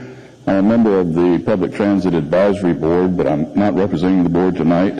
I am representing myself as a board member, though. I think most will agree that having a viable public transportation is a good thing. And I've had a whole list of things that I'm sure you guys are aware of, so I won't go into all that. But we have pushed public transportation for years. We've greatly encouraged ridership and just generally have tried to push the bus system. And now, just when the value of using the bus system is starting to make sense to a lot of people, somebody wants to pull the plug. If we want people to use the buses to go to work, we need to run the buses when people are working. We don't stop the runs just because some offices have a holiday. We don't get people used to riding the bus and then cancel the route. In other words, we need consistent, reliable service. If we do have a shortfall in the budget, don't penalize those who can least afford it. Finally, a time of economic hardship is certainly the worst time to be cutting our public transportation. Thank you. Thank you, Mr. Delaney. Next person, please. Okay. I'm Don Letterhouse with Raven Electric. And just a quick comment, we've gone down and picked up 2 bid packages. Nothing was mentioned about the signatory rules. After we picked up the packages, they called us after the fact and told us that we would have to bring the bid packages back. And then they said in support of IT, they couldn't give us our money back because the IT problems were in their computers and they couldn't cut the checks. So we have not had our money refunded. Also, along with the signatory agreement, there are things that the IBEW does not have the training and the expertise to be able to do. There are certain functions that our company provides that are actually required and adopted in this state that are not being performed, that we're the only certified people in the state of Alaska to do. So how can you get the IBEW to do that? So those are just the 2 main things I wanted you to consider in that. The other thing that I have to ask is when you guys hold a vote, I remember hearing that one of you abstained from voting because you had a conflict of interest. And that does happen from time to time, yes. Right. Well, why didn't that come up with this vote? Because 2 members of this board have a definite conflict of interest with being able to vote to ratify an IBEW contract. We're not having any votes on contracts tonight, so that question would not be an issue. No, not tonight. But when the IBEW signatory agreement or the contract for the IBEW was agreed to by this body, 2 members that voted on it have a conflict of interest. And I'll leave that to them to consider whether they have that conflict or not. There's some questions for you, sir, if you'd stick. Yes, go ahead. Ms. Osiander. 2 things. First, your point you just brought up. If you think that occurred, you need to make an official complaint. I've talked to the municipal attorney's office already.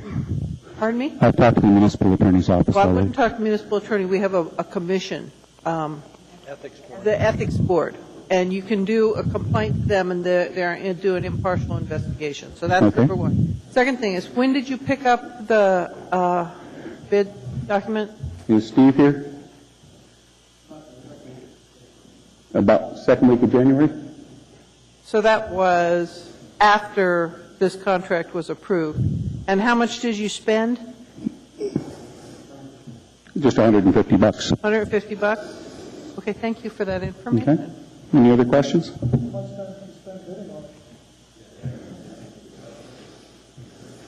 Okay, I'm sorry, we have some more questions. Ms. Johnston? Yes. Yes, I think I received an email from you, and you do quite a bit of volunteer. Weren't you the one that have done some volunteer work on the... Raven Electric and its affiliates do a lot of volunteerism in the state.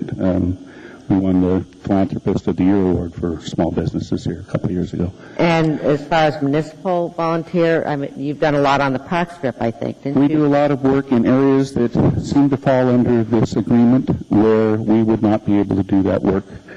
It's unclear whether you have to get paid for your services or not. It just says that our work done on municipal properties must be performed by people that are signatory with the IBEW, and we have a lot of our projects are done on municipal properties. Recently, the Eden Convention Center, the Wake Summer Solstice, the 50th anniversary for the state, were all things that we donated materials and labor to. Thank you. Mr. Gutierrez, a question for this gentleman. Thank you, Madam Chair. Actually, I was going to ask something somebody behind you asked. You spent more than just a fee for the bid packet, right? You put time and effort into it. So can you estimate those costs? I mean, because clearly you paid more than... Not without getting with the people involved, but I'm sure there were, a lot more than the fee that was spent on the prints. I'm very sorry that happened to you. Okay. One more question. Dr. Selkirk. I was given the impression that there was some sort of technological glitch that didn't allow them to return the $150. Is that how it was explained? They said that their system was not able to print the checks at that time because they were experiencing technical difficulties. But are you anticipating that you'll be receiving that check? Oh, yes. Okay. Yeah, we'll have to drive down there again. All right. Thanks. Okay. Thank you very much for coming, sir. We have 5 minutes left. How many more people wish to testify? Please raise your hands. Just one? Go ahead. Good. We made it.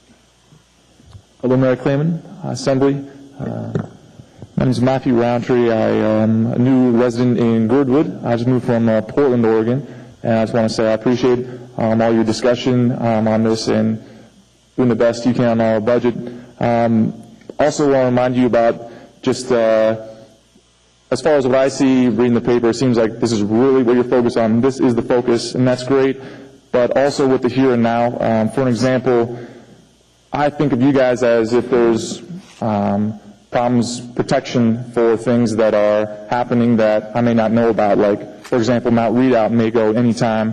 I don't think of the newspaper and the news on TV as people that are looking out for me, out to protect me. For an example, what I keep reading about volcano kits, get your dust mask. Your dust mask, that'll protect you. Dust masks are not going to protect you. Like 3M is what is sold all over at least Anchorage. I called them up, called up the 1-800 number, said, is this going to work? And they were like, it is not for that. It needs to say respirator on it. And the day that I went looking, I was seeing a lot of elderly citizens, and I'm worried about that with their lungs, people with asthma. If something were to happen and they put on their dust masks, and all of a sudden there's a lot of problems just because of just small things. All that needed to happen was 1-800 call the 3M and say, is this going to work? And then, no, it's not. We need to disseminate this information. This is really important. So I've been thinking about that. I just so happened to come. This is my first assembly meeting. So thank you very much. Thank you very much for coming. That is the end of public testimony. I have one announcement to make. We have a series of work sessions on Friday, and the administration has asked us to add a session from 10 a.m. until noon to finish the presentation tonight, as we only got through about a third of it. That will be from 10 a.m. to noon, followed by HLB work plan from noon to 1, and Community and Economic Development Committee reports from 1 to 3. Thank you very much. The meeting is adjourned. Move to adjourn. Thank you, Mr.